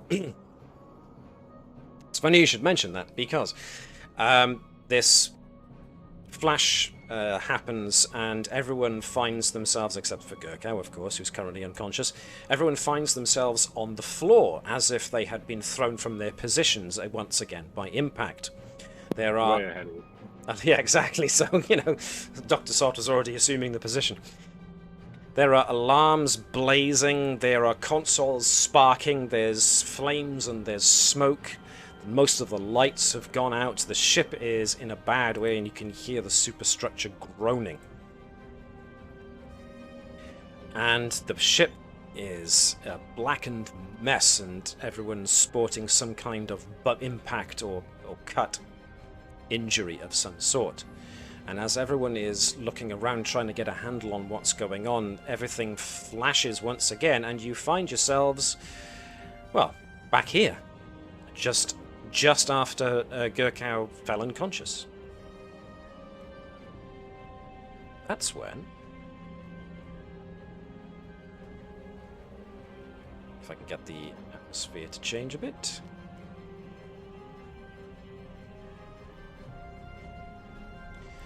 With an explosion of energy and the ringing of alarms, the ship is caught in a graviton burst which explodes outwards from the anomaly and, sure enough, knocks everybody over, hurling them from their stations. Some people go head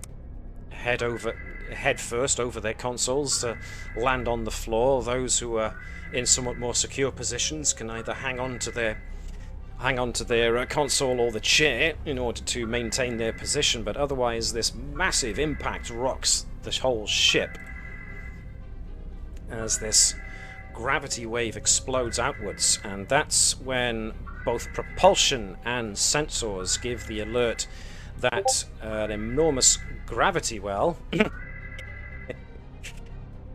Gurkhow, even unconscious, still rooted to her station. Well, exactly. She's a Tellarite. She doesn't move for anybody. But nonetheless, the ship, however, is moving.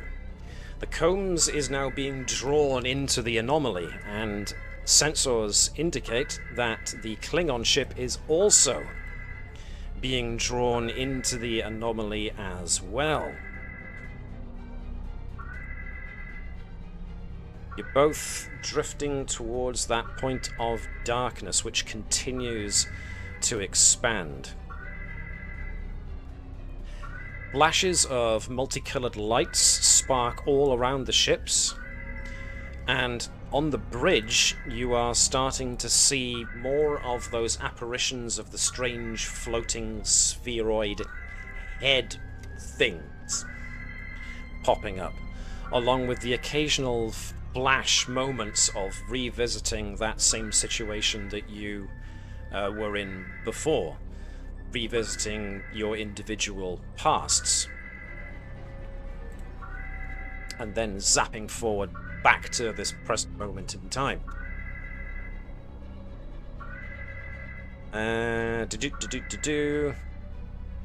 Is there anything anybody would like to try? Obviously, Gurkha's a little bit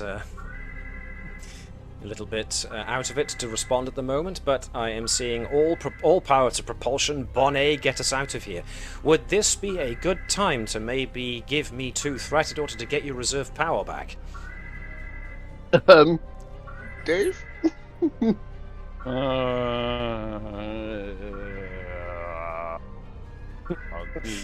Oh, all right then. Oh, it could cost you. Yeah, of course. Yeah. It's sold, whatever the price. Is there any way I was thinking, is there anything we could put, like maybe a shuttle, and have it explode inside the singularity to have it collapse on itself? That would be interesting. Destroying shells. Assuming that the Combs isn't falling into the singularity faster than it would take for you to jettison a shuttle. Yeah, we wouldn't even have to aim it. We just sort of let it fall out of the back of the ship as we run away. Ka-chunk. You could give it a You know, go, with a couple- I suppose. With a couple of photon torpedoes in it. So that's what you would like to try? Yep, emphasis on the getting the power and getting out of here. That's once we know we're escaping, launch the bomb. Yes, Dave. Can I hook up Nilo again to the computer and start doing rerouting power to, well, doing what I did last time to get us more power? That requires a daring and engineering task with a difficulty of 4. Oh my god. Could I help? Sure. I A probably full momentum pool. Because I can use my con instead of engineering as well, since will be an engineering task.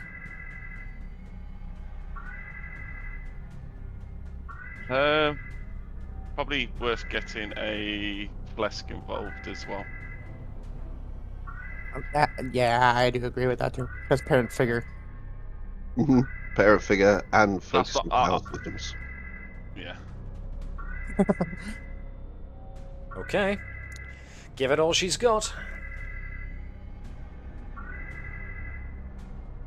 Oh, seeing as we're using thingy.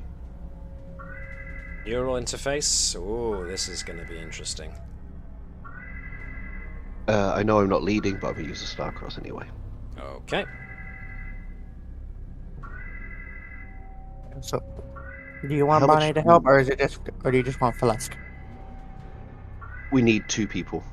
That's For going to cost parent you figures 1 to trigger. momentum to have Bonnet and Phlesc assisting, so... Yep. Otherwise, parent figure doesn't trigger unless there's 2 people helping. Gotcha. Yeah. I keep forgetting about that. Right then, so daring and engineering with a difficulty of 4 from everybody. Anybody that's got anything to do with engines or anything like that can contribute almost certainly. Starcross Yep. for me. So remember to That's tag the what button that says dedicated focus. And since we're rerouting power to propulsions. Are we rerouting engines. power to propulsion? No, are we? Yes, we are. Yes, we are. Yeah. Okay. Yeah, 'cause that was the same thing we did last time. Yeah, yeah. For more speed. More speed. And I'm going to steal a momentum, so I'll roll 2 dice with Tavish. So Okay. that's 5 in total. Right then, off you go. Tick, tick. Am I clicking focus and dedicated focus? Sounds like it. Yep. We got 3 already. Come on. And Liz, if you want to roll for Bonnet's assistance as well. Okay. Oh yeah, I need daring and con. Okay. Yep. Yep, very good. Wow, 5. okay. That means we get momentum back. We do. Let me just check my number here. It was 4 and you got 5, so yep, you're good. Okay, so reserve power is drawn back out of the core and put into the engines and thrown immediately into a boost of power for propulsion.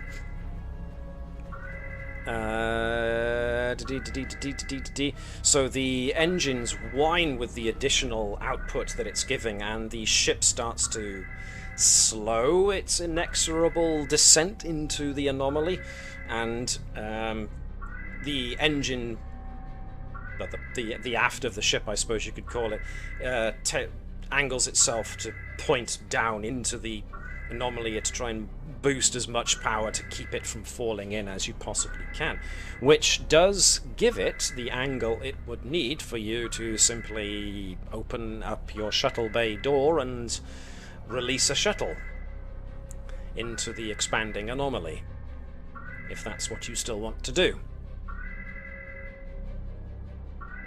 I'm happy with Bonnet's suggestion of a shuttle bomb. Shuttle bomb, which means that somebody is going to need to actually prep the shuttle for overload. Oh. Which will be all of difficulty 1 to do, but somebody's got to do it. Because Fine. timing is going to be everything here. Fine. It sounds like like I something haven't done this Tavish would before. enjoy doing. No, she hasn't been enjoying making bombs recently. That's a good point. What do you want then?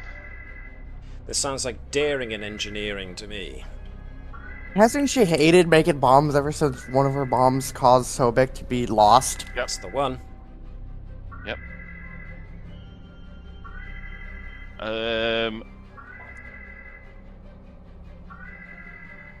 Alright, so daring and engineering, and what am I doing?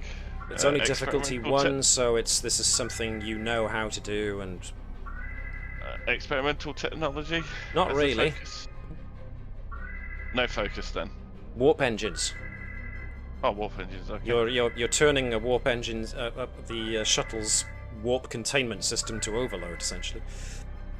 Oh yeah, I'm thinking I'm, rerouting a photon torpedo.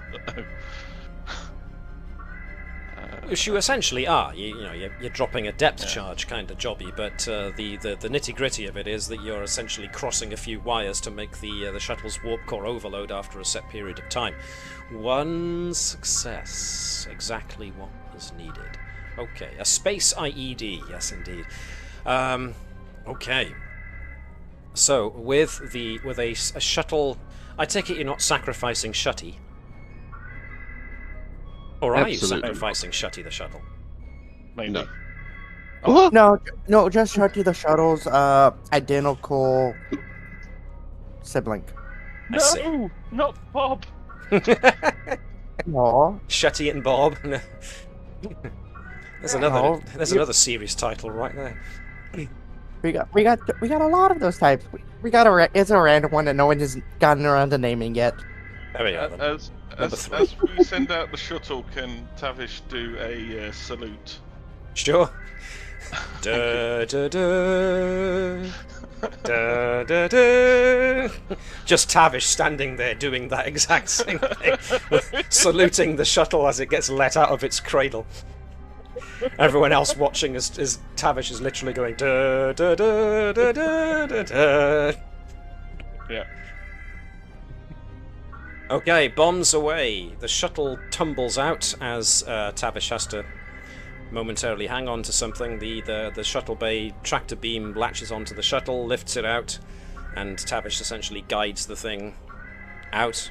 The shuttle is released from the tractor, and then it just tumbles.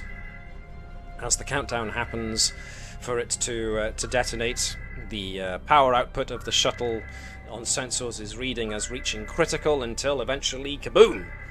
Warp core detonation goes off, and there is a momentary shake once again of everybody in the ship as the explosion catches up with the combs, and the combs is momentarily thrown forward. Yes, Dave? Can I ask a question? I'm still in the shuttle bay, aren't I? You're still in the shuttle bay, so you're kind of holding on to things at the moment. Watching this happen live, right in front of you. Those force fields are enough to, dampen some of this. You hope so, don't you? Yeah. The Klingons must indeed be very confused. Even though... But we'll get back to that in a moment. So the shuttle's miniaturized warp drive explodes, and for a moment the combs starts pulling forwards. Those who are at all concerned with Gurkow may or may not notice the fact that she spasms for a moment, and those who have got telepathic or empathic tendencies also suddenly get a pain in their heads as the explosion of the shuttle starts to withdraw into the anomaly, and then the forward momentum that was carrying the combs out of the anomaly's range subsides, and the comb starts falling back into the anomaly. Pick the good doctor up and send him to Gurkow. Well, yes indeed, but all of you get a lasting impression of the ship is now tumbling backwards into the singularity faster than it did before, as the explosion of the shuttle seems to have exacerbated things rather than made it easier for you to escape. A surge of power from the singularity pulls both the combs and the Klingon cruiser in faster towards a growing vortex in a swirling rainbow of light and a cacophony of deafening ship alarms. You are all engulfed in sound and fury and spin deeper and deeper into the radiant whirlpool that cycles through the spectrum from deepest indigo to brilliant, blinding white. And I'm afraid that's where we're going to have to leave it. You mean explosions aren't always the answer? Damn. Well, I could have told you this. Because no one listens to Tavish. It's always an answer. It's always an answer. Tavish, you are only meant to blow the bloody doors off. You know what? Yeah, Tavish is never going to. You can all do this yourselves now. You want to blow something up, you blow it up yourself. Bonnet's happy with that. Yay! Explosions!